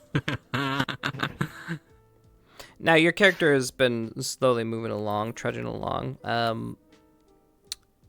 When was the I guess first real issue that you encountered as Gavin at the academy? Ooh, from all the way back. Because everything was kind of good at the beginning. Like, everyone was getting along. It was kind of jokes. Like, we were kind of just, mission time, yay! Between people, he never really had too much problems. Other than Zach just being pissed at him because I was taller than him. So what happened? We just grew up Zach and moment. decided we wanted to kill each other? Gavin's never wanted that, but like he's seen that progression, and he sees what Chipz is talking about. Like, everyone's just being at each other's throats, and he's just like, I do not like this, but he also doesn't know how to. He's trying to figure out how to fix it, and he doesn't know. Hmm. And he's just wanting to go to people and try and figure out what's what's on their mind. Has Gavin then, because you've had many problems. Wait, now this may sound bad, but I'm just analyzing the character. So the biggest problem, interpersonal problem you had, you basically ran from it. Which one? Your The squad mates. one? Yes. Yeah, that was the one. That was the It's a one. harsh where he word, but yes. Yeah, it's a harsh word, but that was the one where he couldn't at the time figure out a way to get away from it or how to fix it, and he realized it was not leaving him in a good mental headspace, and he decided that the only way that he could break away from that was to go back to just being just a cadet.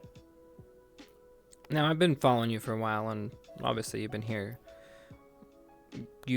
As Gavin, have struggled to get your voice heard. You'll try to voice your opinion, but get walked over just because people are a lot more intense, Loud. Yes, than It you also are. doesn't help that out of character I cannot get loud because of where I live. Oh, I cannot yell. well, it's So not. that Yeah, sucks. yeah, I guess so. It's just, I guess you can talk quietly and sternly, but it's not really in your nature. You're very a good-natured boy. So like, it comes down to, Gavin's for the most part had to roll over and take it and just be invisible. And Fallbrook was the first time I actually saw you get mad. That was the first time you were like, wait, I'm tired of this. I have been saying stuff and you guys aren't listening. Like, and we could have avoided all this. Why aren't you? So I'm worried because I'm watching you, right? As an outsider now. And I'm like, okay. So he's had this Fallbrook moment. Are you going to fall back into being walked all over? Or are you going to like lay down your ground? I don't think he's going to just roll back over. He's not obviously going to like bite people's heads off or scream at people. Yeah, not your style. But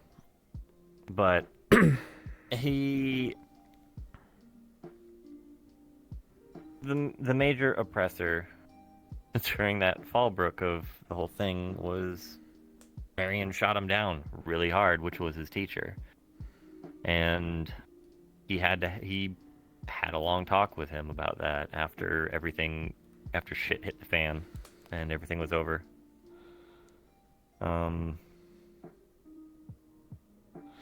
He realized that part of him said he wished he did what Chipz did. I mean, Chipz should have just asked all of you to help. Yeah. Funny enough, yeah, out of character, I can't remember when that whole thing went down, but apparently when I looked at the timestamps of VODs later on is when your shit was going down, or, they were all going to do that. or I think when you were setting up to do it, like when you were going out there, it brought up the notion that I had a really bad feeling. And I said, Oh. I think we should stop this. But people told him, no, just stay down here, don't. Because he was going to go up to the Garms to check on everything, make sure no one was going to do something. And apparently that's when you were up there. And I was like, oh, shit. That would have been intense. You could have been my backup. That could have gone completely different. Yeah, after the episode, I was just like, oh. I don't know. Do you think Gavin being there would have? I mean, that might have. It would have helped. I mean, if Chipz didn't send him away like he did Hoshi. Well, no. Obviously I don't think that would happen because I think he it was would have stumbled because in. you were missing. Because I assumed you would run off after, or you'd run off for some reason, and I wanted to go find you, and for some reason I thought maybe you were up there. Yeah, well, Chipz was like, I'm gonna go to the bathroom. Hoshi's like, like, You don't go to the bathroom. My bowels, they move. and Hoshi's is like, he's like, okay, I gotta look for the vampire. The ever elusive. But yeah, for him it was obviously he doesn't plan to back down if he thinks something is the path that needs to be taken. Okay. And after what happened to Chipz and everything, there was a thing of wishing he could have helped him, and it's kind of had him be less hesitant, because in the past, because he was always soft-spoken, he's hesitated before on actions that he wanted to do, but felt that maybe it wasn't the right thing because no one else would think it's the right thing. But now he's realizing that there's a lot of people broken, there's a lot of paths that everyone thinks is the right way. So now he is more hard-focused on trying to get people together if he's going to do things. He's realized that he can't do anything by himself, because that was a struggle of he was trying to do things by himself before. So he's starting Hoshi to... and Gavin's gonna both try to be more assertive upcoming. Yeah. Varian told him he needed to be a light in the dark, and he doesn't want to overstep because he knows there is a chain of command. So he doesn't want to overstep on Augusta, Chipz, or Zachary's command structure. So he has to play that carefully, so it's not like he's trying to take anything from them. But he definitely wants to Being a be voice, that's if he heard, feels. yeah, is completely different than like trying to take command. Like, I mean, Chipz wasn't in command, and he made his voice very much heard, whether you wanted to hear it or not. And people didn't listen to it. But I guess, luckily for you, though, you have Chipz there who does value your opinion. Probably more than some other people, just because he knows how morally aligned you are, right? Like he knows you're up to no good for the most part. You're not up to good. Yeah, he knows you're a good boy. Yeah, so it's why, like, rolling back to the Finn thing, it's like, yeah, a lot of people would... He knew a lot of people would be like, fuck no, he's just gonna do something bad. And he's like, I'm going to take a chance on letting someone do something right, because no one else is. Because that's how he was brought up. If you don't give people chances, nothing changes. We'll just be stuck in a circle of everyone not trusting anything. As Chipz, though, I still think that was definitely a disadvantage for us to do. Because if anything went wrong, we would have been down another person. If she would have... I mean, we still don't know if we could trust her. Like, what if he did something to her? We don't know. Now we gotta watch her. Like, fuck. Yeah. Like they said, I think Augusta ordered that Gavin, what was it? I can't remember. He's done. I can't remember the exact thing he's done in the past, but he was going to look over to see if there's any dark magic still residing over her or anything like that. See if there's anything wrong with her. He was going to try and, mental protection, try and cast some cleansing if he needed to, try and see if anyone with other magics would want to help to see if there's anything wrong with her. But he doesn't know how good it will do, but he'll do everything to check to make sure she is herself. Okay. Okay. Alright, we keep talking about recent stuff. Let's go back. Give me your favorite arc. Ooh, favorite arc. That's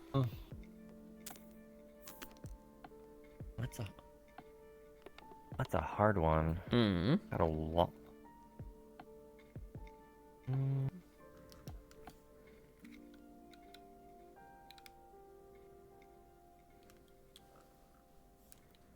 Honestly, I think I really liked when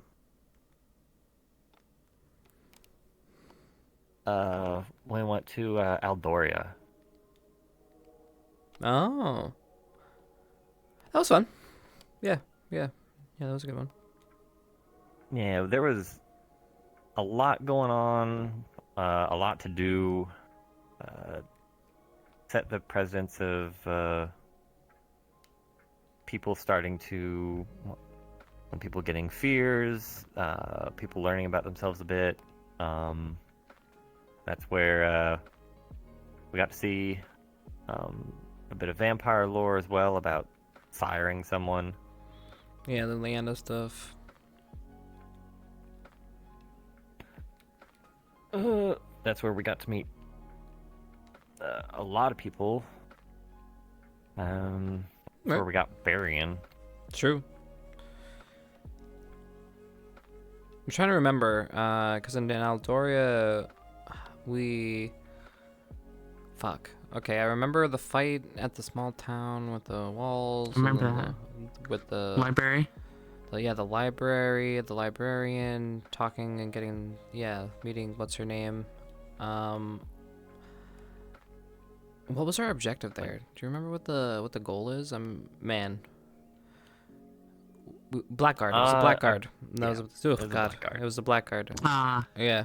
But then we ended up going to the dome of the Blackguard, and then someone was taken. It was Hannah. And then we rescued Hannah. Yeah, and seeing Hannah all fucked up. Yeah, that was a good rescue against time to get the Hanus. Yep. And it was the first. Was it the first time I used Scar? Really? No, okay. Yeah, it was the first time I used Scar. Yep. Yeah, it was a good one. All right, so arc that was the one that you thought we were gonna die in, or thought we might lose, I guess would be the thing.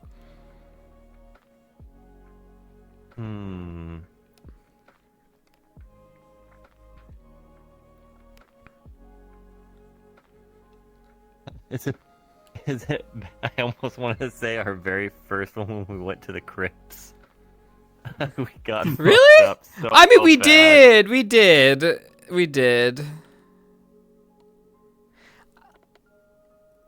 I want to say Ymra. That's where we lost.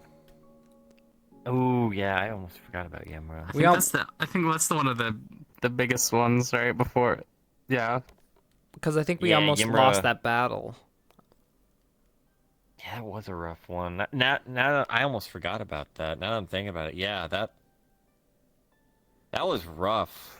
So all the mind control or like mental manipulation, and not knowing who was actually affected.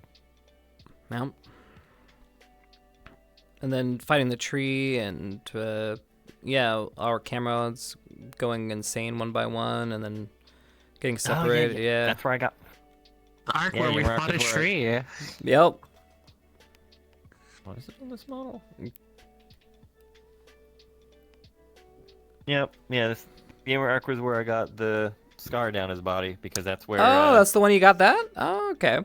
Yep. Yep. Shizu went flame on and started incinerating him. Ooh.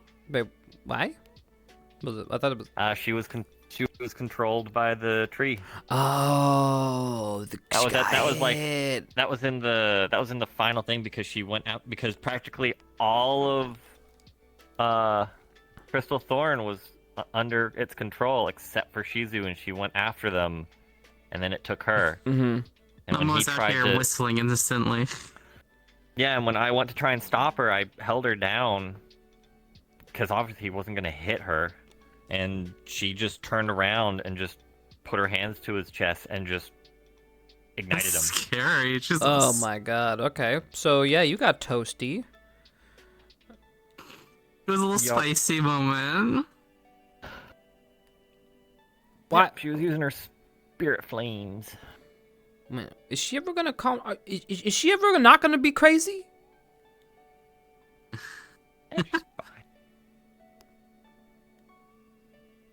Let me It's look at that just scar Shizu. again. I'm gonna look at that scar.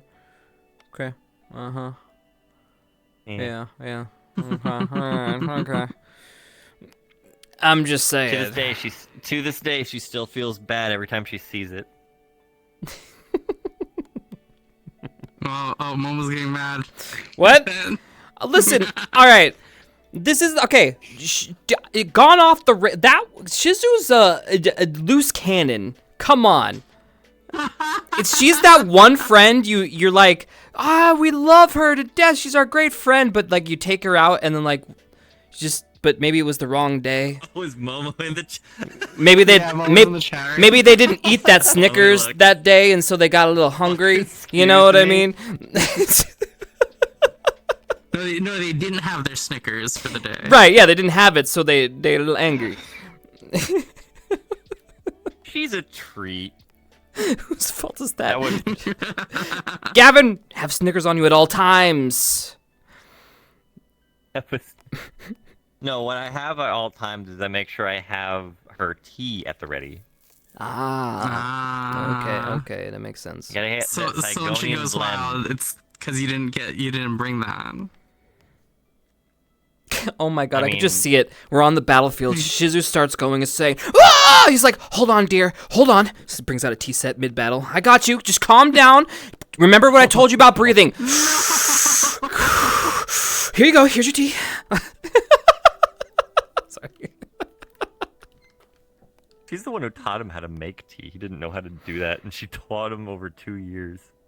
Oh my god. My boy needed 2 years to make tea. Well, how to blend Sigonian Correctly? tea perfectly. Yeah. Okay. Yeah. Okay. Gavin used his shield as a table. I mean, so yeah, that was a big one. The other one was when we were, the Kari town, when we got fucked up by the soldiers.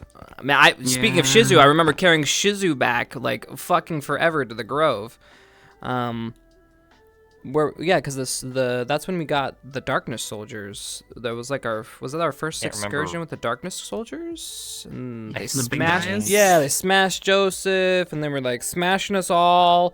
And then like we were caught out. Kari is so huge, and Was that the one where I found a hammer in the tree? I think Yes. it was. I think that's also when Esme And then twerked the on DM the. told you to put it back. I love that clip. Yeah. Yeah. One of your final works. Shizu has been up for a while. That's good. Can someone find that again? Oh my god, I need to look at it again. Just Yeah. Ari's there. Yes. Don't Yeah. touch that.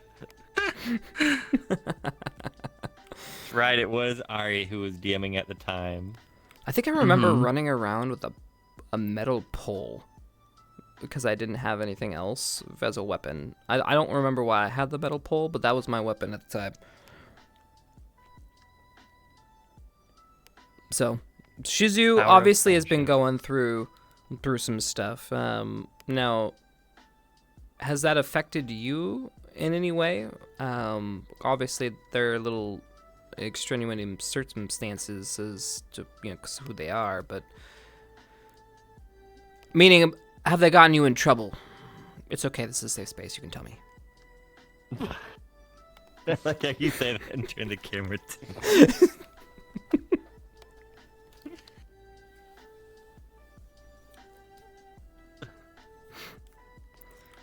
This is a long pause, bro.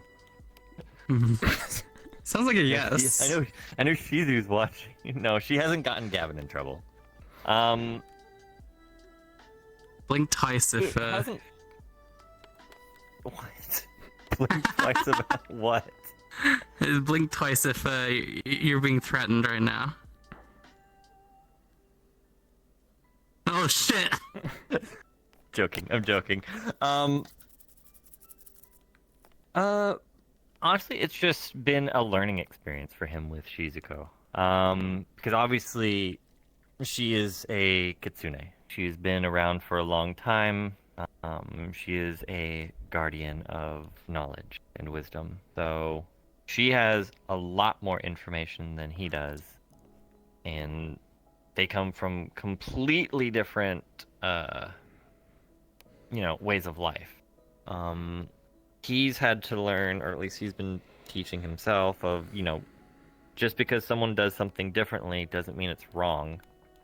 Because that's how we got along. That's how he learned how to get along with, like, vampires. Where most people from, his order would be like, vampire, why is it not dead yet? I guess the vamps would say the same about you. I don't know. Yeah, Everyone. and he said, he's like, people were like, they're vampires, they drink people's blood. I was like, yeah, but they kind of have to. I mean, they kind of have to drink blood.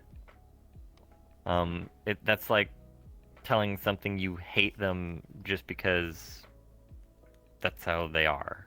Are you saying you have a little bit of empathy for the vampires because they're cursed against their will? Now I'm thinking about Victor just like with like their canines stuck into a blood bag and sipping. I mean, it's how he got along with Victor. Like him and Victor had a really long talk, and one of the professors once walked up and was like, "In all my years, I would never believe it if I didn't see it for my own eyes of a vampire and a paladin having a heart-to-heart talk within close proximities of each other." I mean, it makes sense. I mean, we just got talking about cannibals and, Barian's stance on cannibals. I mean, what's the difference between a cannibal and a goddamn vampire? I mean... Well, cannibals don't... That is a choice. They chose to decide to eat living people. They, for those people, they were just humans or, probably, part frost giant or some, just basic races which can technically eat any type of food to survive. They decide to choose to go after sentient people. They didn't decide to just live off the land. They decided to, actively hunt people. So. All right, that sounds like you're giving some sympathy to the vamps. Okay. I mean, you're a vamp based lover. on it, I mean, it's okay. We love you. Now come here for a little kiss. It'll be your last one. It'll probably be your last one too if she finds out.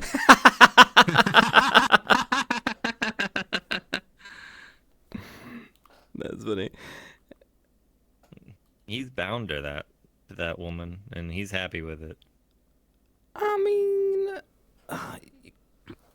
would a vampire be able to drink a paladin's blood? I don't know. Yeah. I mean, I believe it. It's not like I regularly radiate my blood with holy blood. magic. Yeah, exactly. Nah. You just bless your own blood every day. I didn't pull a Hannah and consistently poison my blood. Nah, I don't think we really did the whole. I wanted to stay away from.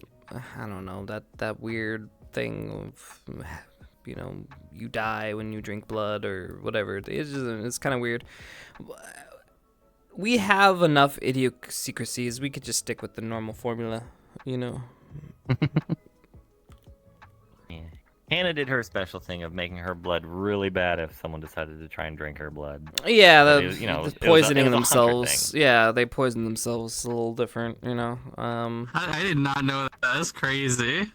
Yeah, but it's Yeah, more apparently like the you just don't want to it was drink a it. hunter thing. Yeah, like why would you Yeah. want to? You just don't drink it. It's just like that's fine. It's just like it tastes like shit. Okay, I won't drink the shitty knockoff Coke. I'll go buy a Coca-Cola. That's fine. Yeah, I remember. I remember when, because he was a person that donated blood regularly at the academy for the vampires. Whenever Victor found out it was his blood, he's like, Nom "Ah, noms. that's why it tasted a little off." I was like, "What does that mean?" He's like, "It tastes." I think he said tasted a little spicy. I was like, "Oh, okay." All right. If you would have said bland, I would have been like, "Fuck you, Victor."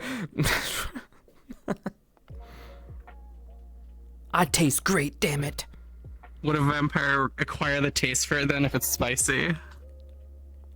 I don't know. I think he played it off as because I was someone who was heavily towards light affinity. So maybe people with Yeah. light affinity taste a bit different. Like maybe affinities make the blood taste a little bit different. I don't know. Maybe.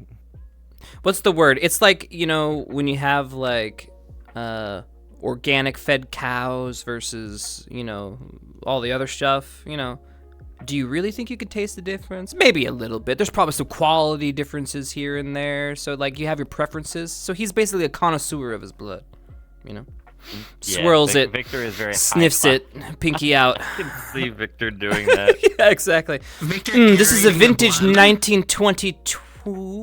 23 Paladin. Yes. Yes, this blood wine was made out of a paladin of this time. Yeah, Do exactly. you think they age it? Well, yeah, I mean, you gotta. Some aging is good, put it in a Do keg. you think if any of the blood wine was made from like someone who was well known, they just named the vintage after that person? So there's some. That's crazy. So there's some dude named Merlot.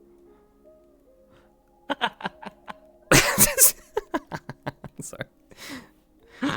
I do like Merlots though. They're good. Sauvignons are good too, but I like Merlots. My go-to. Are you a wine guy? I've not had much wine. Nah, fair. You guys make me feel like an alcoholic in this space, and I don't even. I don't drink much anymore either. I just occasionally like some, drinks. I festive social. drink. Pretty much, it's either New Year's or birthday. That's usually the only times I drink. Valid. I mean, those are solid times to drink. Are you like blackout drunk style or just a couple beers? No, No. I'll have like 2 glasses of liquor and that's it. You a lush? I don't know what left. Oh, it's just like a beer or two, and you're just like, oh my god! Oh yeah. Yeah. I'm Okay. lightweight.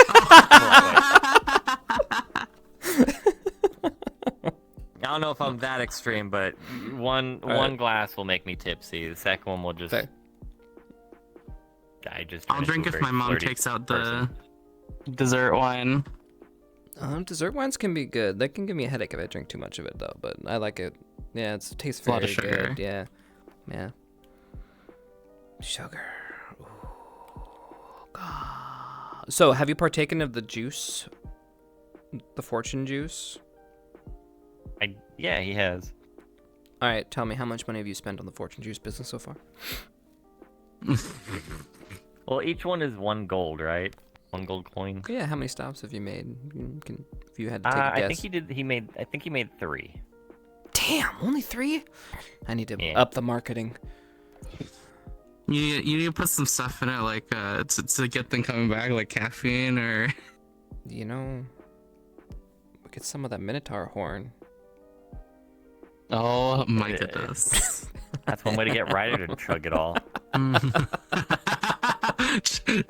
gonna take all your stock. No! He'll just pick up the machine. I'm taking this. Alright, so we've gone through our favorite arcs. So, your progression, you've obtained some armor, got some magic. When did you get your newest smashing ability or little, what is it, shield thing? You're the Shield thing. That was when they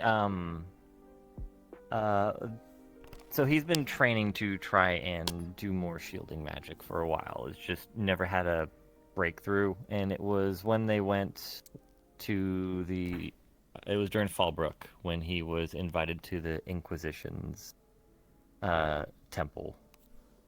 Mm. And when everyone was going through the trials, and there was the trial that was coating everyone in flames, and people were starting to pass out and things, and it was getting too much, and he couldn't stand seeing his friends being injured anymore. So that's when he attempted to push the flames back with his magic, and out popped the shielding magic, which he pushed all the flames away, which ended up making him fail, but he didn't care. Right. That's another. You guys have done some sussy thing. You guys went and worked with the Inquisition? Why? We went to the Inquisition because they said they were, if I recall, because someone, murdered their Templar that kind of went to Fallbrook and then vanished, and they said if he wasn't found, Who murdered him? they were going to march on Fallbrook. So we went there to prevent that. Who murdered the dude? I believe I think it was Woody and Chris's characters. So the two lieutenants of Godfrey. So you're saying, from the very beginning, we were set up and manipulated by the vampires, and we just sat there and took it the whole time? Yeah. Yeah. Blame Chip. His fault. Not Chip's fault. No, it is. You know it is. But yeah, from what I remember later on, I don't know if we ever learned it in character fully, but we knew that he was. Oh, I remember everyone making us watch it. Is he left town? He was going to go back to the temple to let them know that he gave us for people to come visit to try and talk things down because of how this place was infested with darkness and needed to be purged. But Chris's vampire decided to challenge him, got under his skin, and they fought, whooped his ass, and then they brought him back into town, and then he vanished. Okay. So you guys go assage things with the Inquisition, but then they offer you this trial. While I understand it, it's I also go hesitation. If I was Chipz, I would have been like, guys, don't go into the circle of flame. Why? They have kicked people into the sandworms. We watched them do this down in Nabagua. Why are we entertaining this for any reason other than to attain suicide? That's the same thing, Sure, I want to die. Sure. While we were there, we did learn that there is different, I guess you could say, branches of the Inquisition. The ones that were down in there's the extremists, which are those of the Inquisition who follow the god Zarus. Right. And then there are others who are part of the Inquisition that followed different gods that are not to that extreme. Like the one that we were talking with, he was overcharged and was willing to listen and talk to us. And they all told us believed that in the god, but they weren't as zealous or something. Yeah, I can't remember. It sounded like a few of them may have had not as extremist beliefs, but one of them was really, really extreme in there. Being and she was the one that made us is different than go. believing in a god, right? That's bringing up what the age-old debate. Catholicism or Christianity, are you a literalist or contextualist, right? Like, do you actually believe that the whale swallowed the dude, or do you just believe in the theme in which it was trying to tell you the story that you should be a good person because of reason XYZ? Mm-hmm. So like, you have that age-old debate of what are you and what do you believe? What is man-made? Like, some goddamn Catholicism. Don't get me started on that one, right? Like, you have a bunch of fucking I used to be Catholic. yeah, a bunch of age-old man-made rules that are just so antiquated from some dude that died many generations before you. It doesn't have any relevance to you whatsoever, and nor does it have anything to do with religion nor your thing with God. So, like, a lot of that, yeah, you start, in any religion, you'll start looking at it and going, well, okay, well, this man-made thing, is that really dictating my relationship with this higher being, right? So, like, you can see the Inquisition kind of doing that.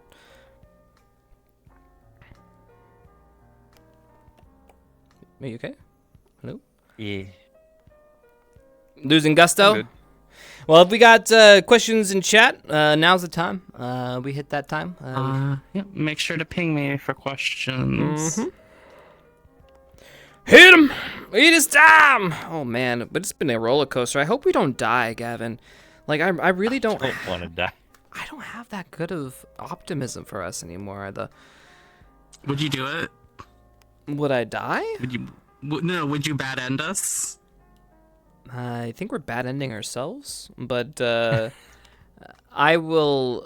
have a story that I want to tell, and unfortunate for us, it is bigger than our story, and because of that, it doesn't really matter if we win or lose.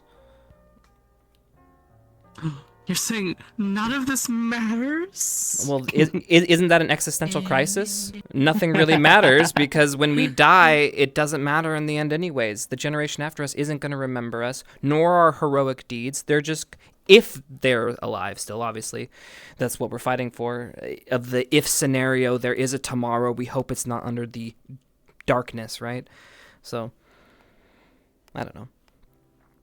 I don't want to die. Oh, okay. I don't want us to lose, but we can. I mean, what happens if we lose? The darkness. All right. Right now, we have an objective. Defend the North. If we fail there, what happens? We retreat, right? Yep. Whichever ones that's left, anyway. Yeah. At that point, the battle will probably spread. It'll be horrible. This is one that we kind of can't afford to lose. Right. But it's not. But this is just one of the many battles, right? This is a big deciding battle. This will decide the pace of what's to come. Like, if we can fail in the North, we can lose the wall. Many things can happen. And we can lose a lot more than that. Again, the story isn't necessarily about that. It's more, I guess the kind of story that we're telling is like, we are people making decisions and journeying as we go, trying to find light, hope in this world of darkness, where there's so much extreme around us, so many people yelling one way or another. Can you hold true to yourself? Can you live the life that makes you proud while you can? Because ultimately, we can't guarantee what happens tomorrow.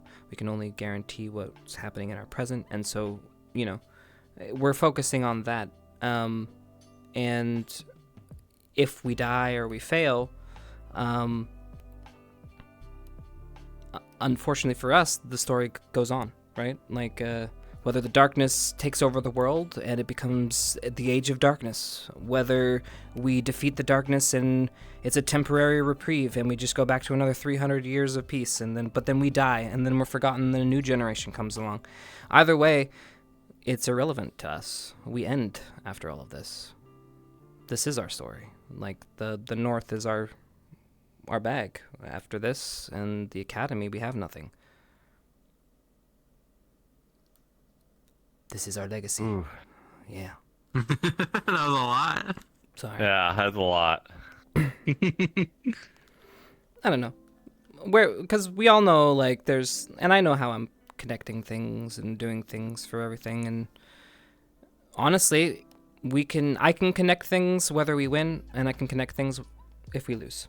And either way, it'll be a great story. And I wanted us to be able to tell it kind of organically. Obviously, I'm kind of flowing us that way, but I do want the ultimate deciding factor to be us, like our choices, who we became while we fought. And that matters, who we become as we fight, because that's going to dictate whether we win or not. You're setting the stage, but the final choice is still up to the people who are on stage. Yep.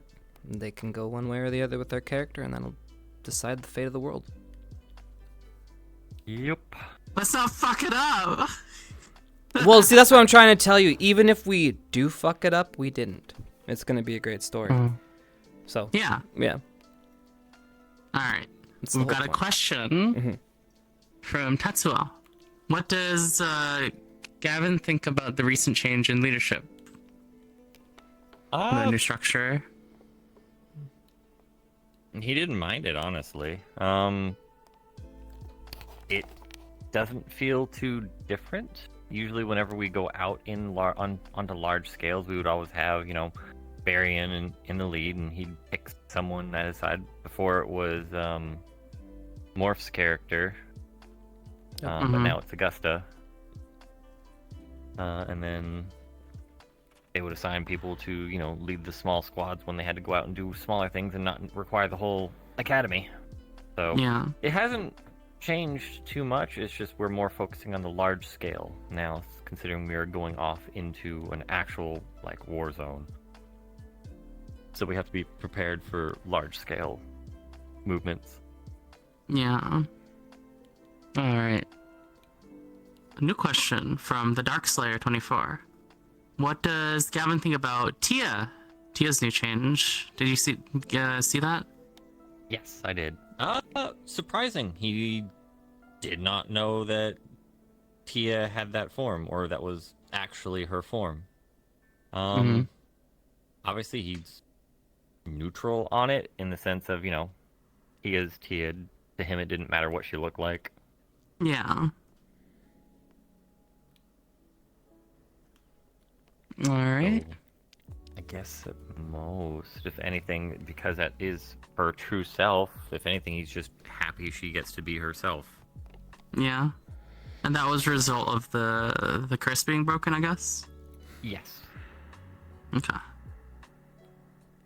All right. Listen, all I can Dude say Bro. is Chipz wants that curse. The look human. Yeah, the you're human now curse. Give me that one. I'll take it. I'll take that curse over the vampire. We could swap. We should have brought Chipz, and they could have did a curse swap. Do me next. Do me. Just take the curse from Tia and put it into. Put it over here. Yeah. All right. From Dude Bro, how did Gavin handle the supposed loss / death of Chipz? Use. I'm guessing this was during the Fallbrook time. Yeah. Yeah, this was right after. Yeah. This is right after the big Garm thing. He was not okay. He was a mix of pissed, but also confused because he knew he listened to what Cortez said he did. And things weren't fully adding up, because he even he started asking questions to Victor and things like that. The biggest thing that made him it made him question everything of did this really happen, or is this a setup? Because there was so much weird shit going on. He didn't know if maybe something happened to Chipz and then whisked away, which kind of. He didn't know what was going on. Isn't it weird to think about that? We could literally have a whole bunch of people inside job us, kill us one by one, and tell us, and we'll be like, "You killed him? Well, I had to. He was going crazy. Okay. I killed another one. Oh, you had to kill him? Why? We could literally have serial killers and we believe them. We do have one, Jamie. Ooh. Not just Jamie. All right. Oh, she actually told Gavin, I think, right? What happened? Oh wait, no. I know we talked about it. Oh no, I think she said that he was missing. Yeah, I remember he was missing. They talked about the ashes, and then I think he talked to Victor on what happens when a vampire dies, what gets left behind. And when he said that his clothes should have been left behind if he's dead, that's what went, okay, then where did his clothes go? Mm-hmm. Alright, let's see here. From Ronald McAcorn. Is there a moral line that Gavin would cross if it meant saving the school or the world? Or Shizu. That's a hard one. I guess it depends on what the moral is. Alright, what if we trolley problem you? Shizu or 5 innocents?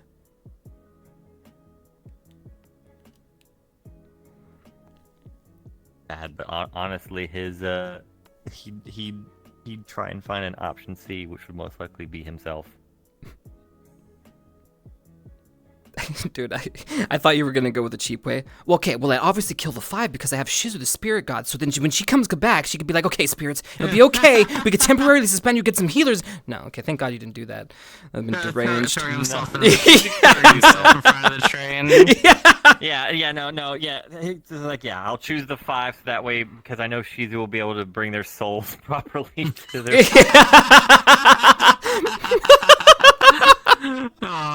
That way she can get another tail. Yeah, it's win-win. Oh my gosh. Trolley problem for the win, baby. Crazy. I see this as an absolute win. Gavin sets it up. I did this for you, baby.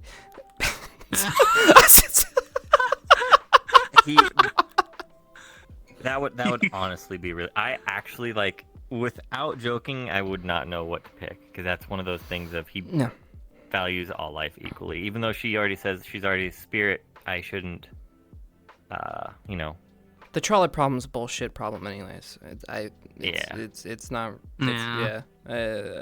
Whoever invented it, I get it's a mind twister, It's very but like it's bullshit. It's very like a math world issue. It's kind of dumbing it down to pure numbers when it's. But then it's again, the few or the many question. Yeah, but do you value one person over 6 others, and how do you dictate the value of that? And you're right, you can't. I can't. But I can tell you that I'm human and I'm flawed and that I'm emotional and that I love that person that's gonna die. So I will tell you that I would much rather them not die than about the other people that are about to die, because I don't know them. But is that horrible? Yes, it's horrible. It's selfish. Yes, it is. And a lot of the time, a lot of people, you're not really gonna know the answer unless you're put into that situation as well. Yeah, that's true. Yeah. I think the worst thing would be to freeze up in that situation. They all die. Yeah. All right, let's see. Him would just be running in front and trying to stop the train. He'd probably get himself killed. Try to derail it. Yeah, just use all my bulky armor to derail it. Easy clap. I ash it. I ash the train. No train. Dude, I ashed the train with 2,000 occupants on it. Easy clap. 3, the 2,000 behind the train. I say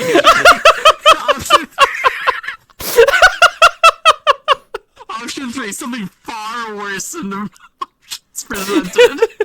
it's their fault for being on the train. They came at me. Okay. To be honest, I've heard this so many times. It's the first time I heard someone kill all the passengers on the train.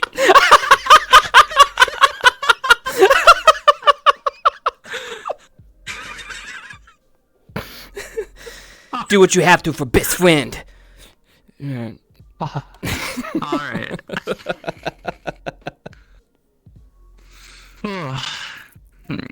From Wolfiers. At this point, would Gavin go back to AV, or would he be okay with going to another squad? When he left, he openly said he just needed time. And he told people when people were like, when they started talking about placements again, he straight up said, he's like, he said, at this point, with everything we've been through, the color doesn't mean anything. He's like, no matter what squad needs me, I would go and help them. He's like, the color indication, in his mind, isn't a priority to him. So if he's needed in a squad, they can put him in a squad. If they want to leave him in general, so that way he can be placed in any squad to fill his role in any spot, he's fine with that too. He's like, at the end of the day, I just want to make sure People are safe. People come back. Yeah. Yeah. He's like, I'll be anyone's shield. That's cute. All right. From Tatsuo. Oh wait, that's the same question.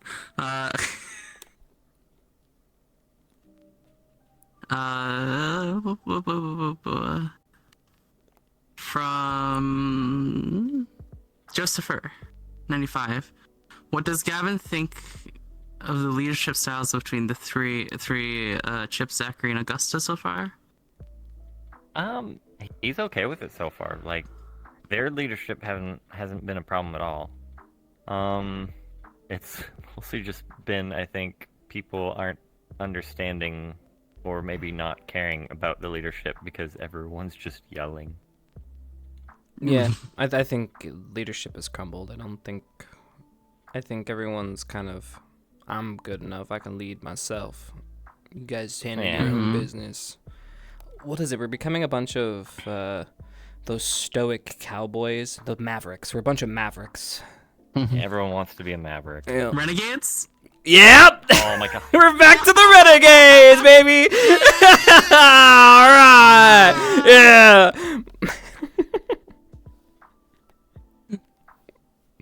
Alright. From Fears.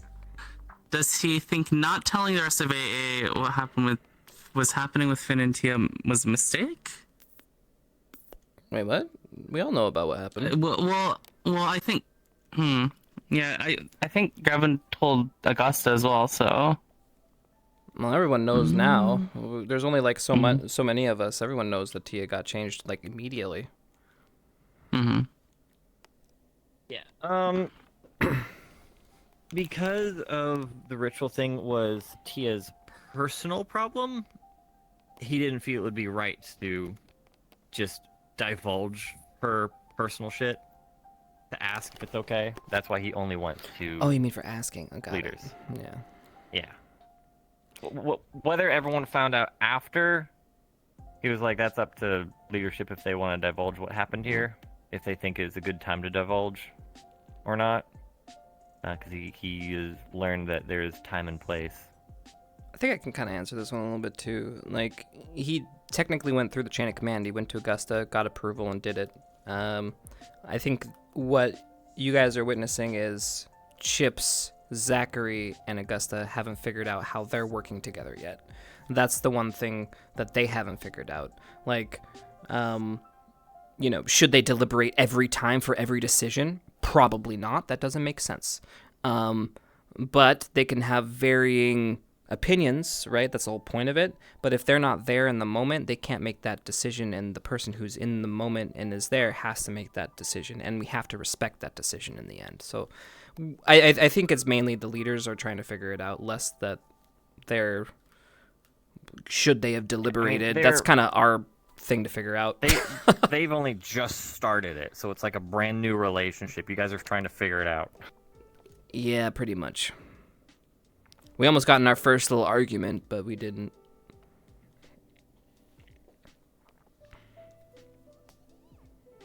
I think I calmed down Zachary a bit when he's like, why did you think this was a good idea? And I just got, you did say get information. He's like,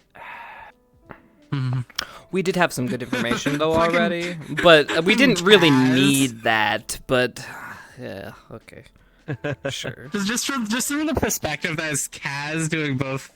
I know. That's Zach why and Finn is so I funny. had to pause. Like, I had to internally pause my brain when he walked up and he's like, "What happened?" They let Finn do a thing. Who the fuck would let that happen? And my brain just kind of paused. And I was like, Dude, the sequence of events. First, it was Victor walks out. What the fuck? Why'd you let that happen? Chipz comes out. Why'd you let that happen? Then, of course, he comes out. Why? Yeah, it was great. I love me the looking at Kaz why do you playing think- against himself. Yeah, it's great. It's funny as hell. Okay. Oh, okay. This is a cool one. From Wolfier's, I'll summarize this. Who does Gavin align with in terms of morality, other than Chipz and Hoshi, I guess? honestly, he hasn't really talked about morality too much with a lot of people.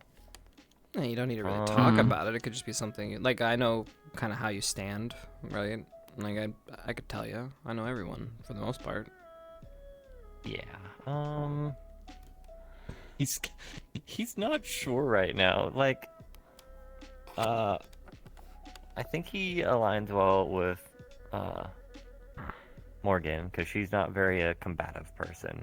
So she seems to value life very heavily, especially since she's on medical. Mason seems to have a good head on his shoulders, and he's just always kind of gotten along with Mason. We need to make a tier list. Darkness aligned, okay. Then we have like 50 They're always shades, also good. 50 shades of dark, and then you have like They're al- flirting with the light, and then we categorize everyone in those sections. Neural is kind of good, but obviously she's had her moments too. But she shows regret when she's had to kill people that she didn't feel she needed to. So Those I are think all like she's passionate in the moment type of stuff. Yeah. Soldier kills almost, you know. That's the kind of kills you hear that soldiers have PTSD over for years because they got wrapped up in the moment type of situation. Yeah. Mm-hmm. And she do have PTSD about snapping that guy's neck in Currytown. Yeah, I mean, that was brutal. I mean, that was probably one of the Ugh. most... That was the brutalest and rawest and realest reaction for, like, killing a... Like, yeah. That's why I really like that. I like it when it has weight. Like, we sit around here swinging our swords all day, killing people left and right, but, like, that one showed us humanity. Okay.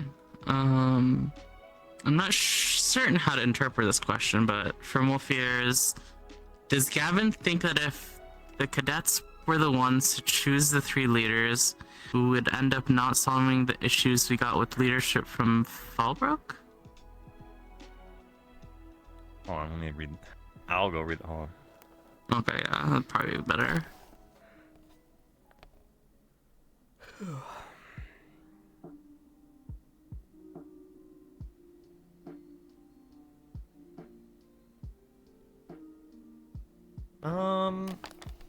Oh, do you think if the cadets pick the leadership, would we be able to solve the problems?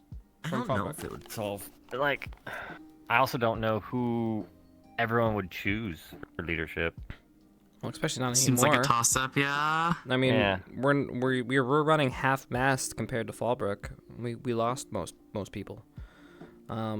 So completely different structure at this point. Yeah. Before we Like, would I have don't said think- stuff like Stark or whatever, all those standard picks, but they're no longer here. So now we have our backup skeleton crew that we probably would default to, but no one really actually likes.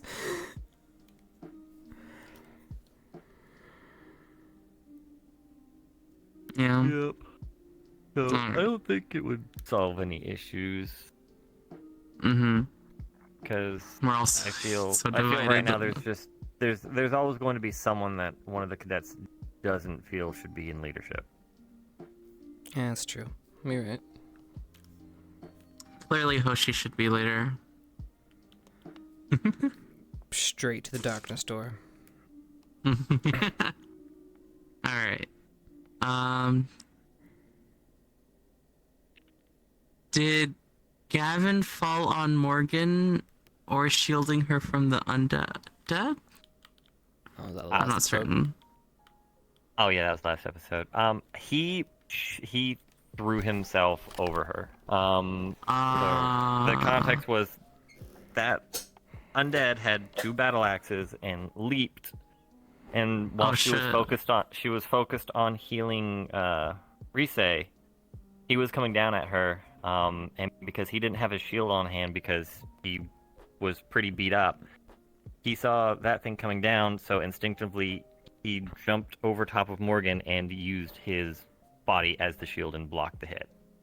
And that's what made him go down, because he had 2 axes go nicely into his back through his armor. Damn. But that was a in the moment thing of it was he just felt in the moment, I need to be a shield, and he did not want to see their healer get heavily critically injured.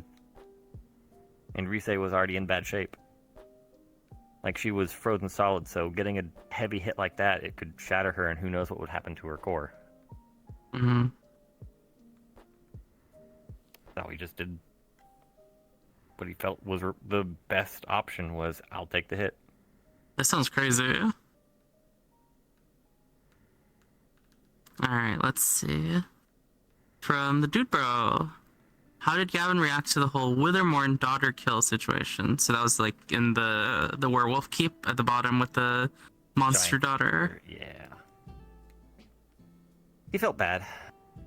Especially after he learned later on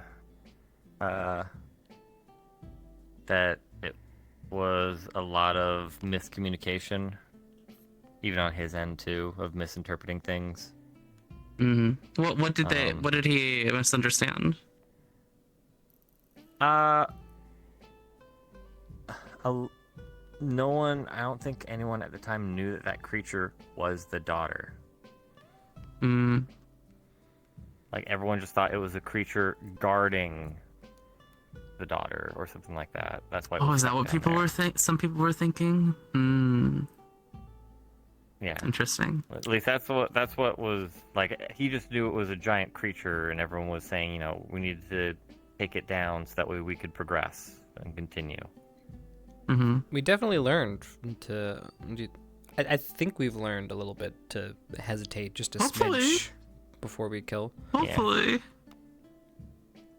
Yeah, and then later on, at least Shizuko told him that after reading through the book more, she was like, if people just waited like 5 more minutes to let the people up top finish reading, they would have learned.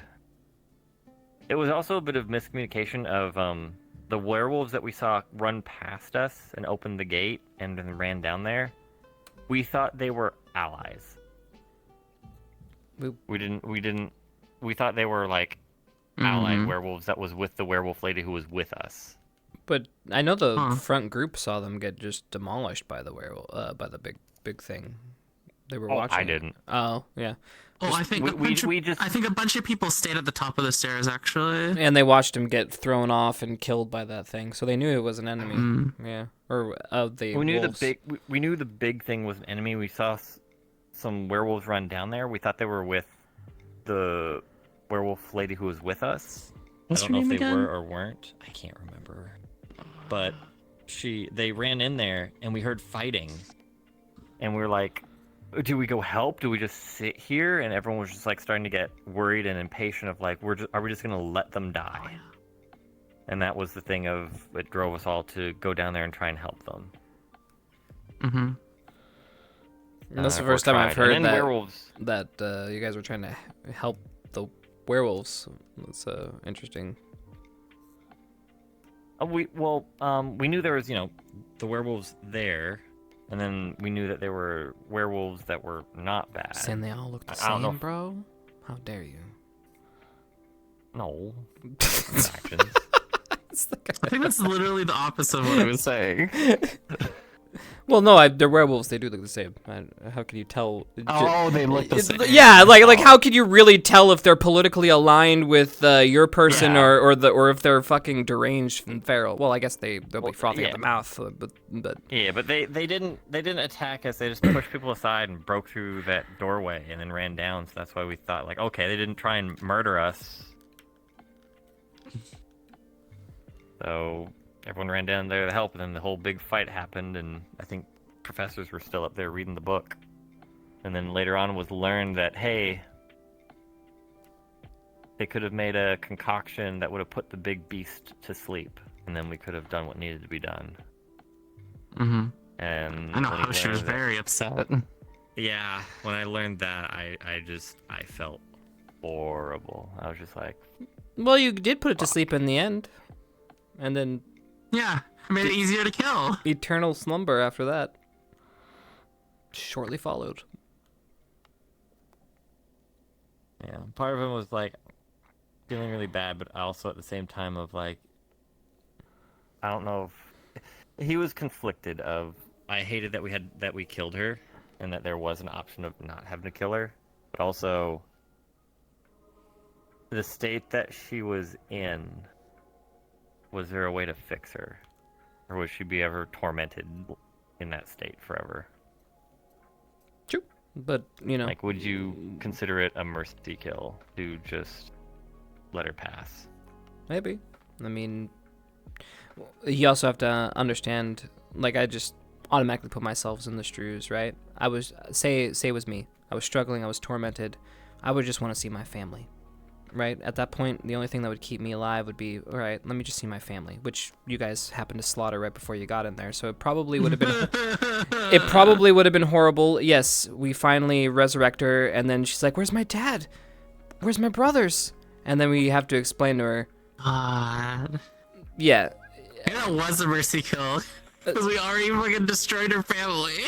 yes, it's a fuck situation. It's literally an Elden Ring situation, you know, when you like meet these people who were like good, but somehow got perverted and their cause, you know, and then you just, it's a pretty shitty. It's just shitty. Yeah. I don't think anybody blames anybody for the daughter one. I'm not gonna lie, that one was a shitty one, but it's like no one's sitting here. I think we all understood that maybe next time we can slow down before we kill the big bad monster, but like we've been so conditioned to do that. Like it's right. So like of course we didn't learn that lesson. So it was the first time. So. Vampires saying werewolves look the same, typical. Yeah, well, you know. Alright. From Wolfears, again, oh wait, this one. Oh my gosh, where's that? Dagur, do you know about the new students that are coming? Anyone in particular excited to see? I know one of my friends are coming in, Siva, so I'm excited for them. Who again? Siva. Siva. CVA. Yeah. See, Oh, okay. Okay. I know now. Yes. Okay. That's cool. took me a second too. I Yeah. didn't know who the hell he was talking about. I was like, Siva? Who the fuck is Siva? I don't know no Siva, bro. Someone speaking. All right. For more fears, if Gavin found the Necronomicon, would he try to destroy it on sight or trust the other students to take care of it? That is a book of true evil. That would be a if we can destroy it, we should destroy it. Yeah, I'm all for that. Yeah. Mhm. That's literally, like, everyone knows Necronomicon. That is literally a book of raising undead, which is the one part of necromancy that is heavily frowned upon and is very morally wrong. I think that's Hoshi one of the- still has no clue what that thing is. I'm pretty sure that book is made of flesh. So Jesus.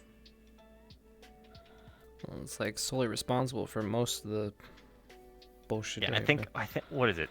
Book with pages written out of the flesh of elves or their skin.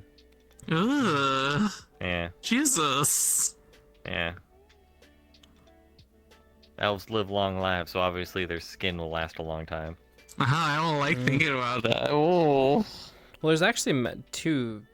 Yeah, you guys learned about this, but there's actually something to that with the rune sigils inscribed upon skin and the powers that can hold, etc. No. Jeez. But yeah, The very quick answer, he would smite that book so fast. On site.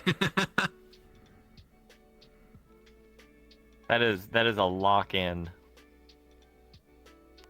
Final answer. Amen. All right. Yeah, I don't think there's any using that book for. It's like it's the same thing as using the darkness. You know, it's like you don't. You could one of use it. those You could things use it to see your loved ones.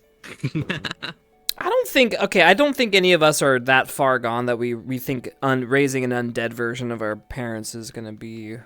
Oh, you know, I think we all agree that one's silly. Yeah, because one, this is like raising them of like, yeah, you raise the body, they're not there. That's like you got the body, no one's home. Yeah, they know that. They ain't dumb. They know that. Yeah. I think that's all the ones for now. Anybody has anything else?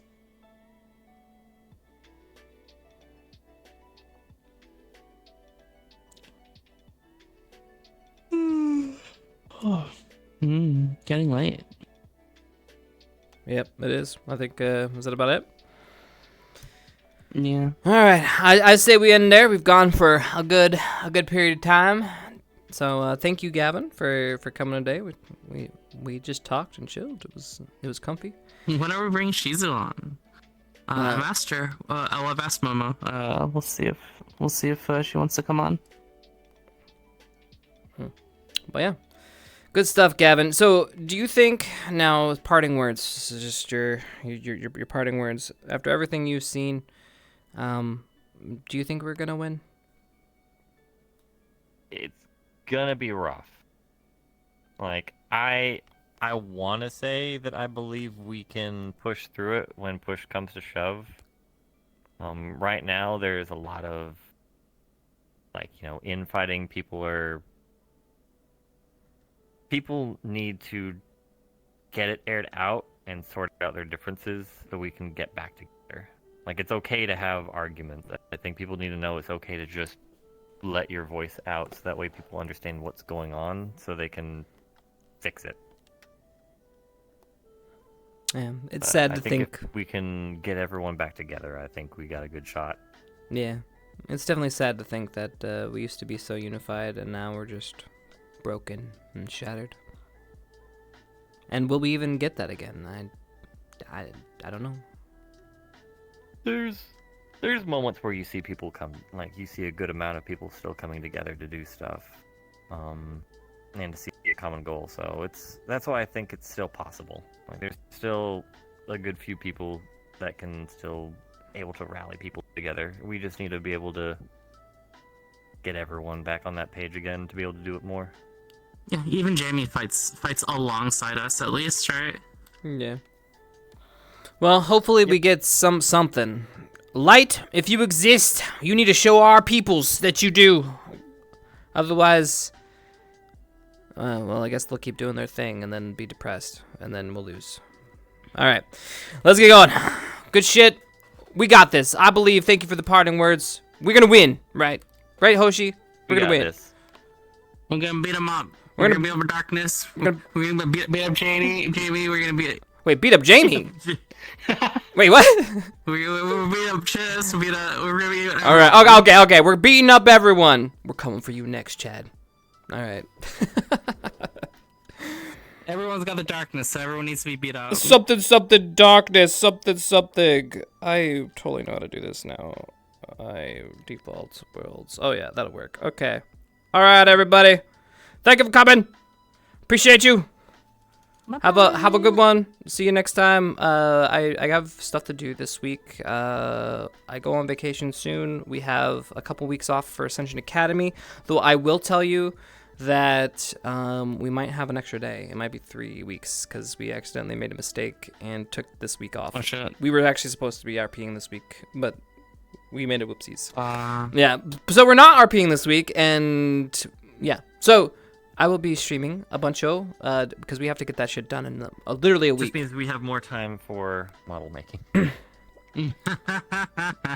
What he said. So if you are last minuting your model making, I mean, this is your last cram time. All right, good night, everybody. Thanks again. Bye-bye. Bye-bye.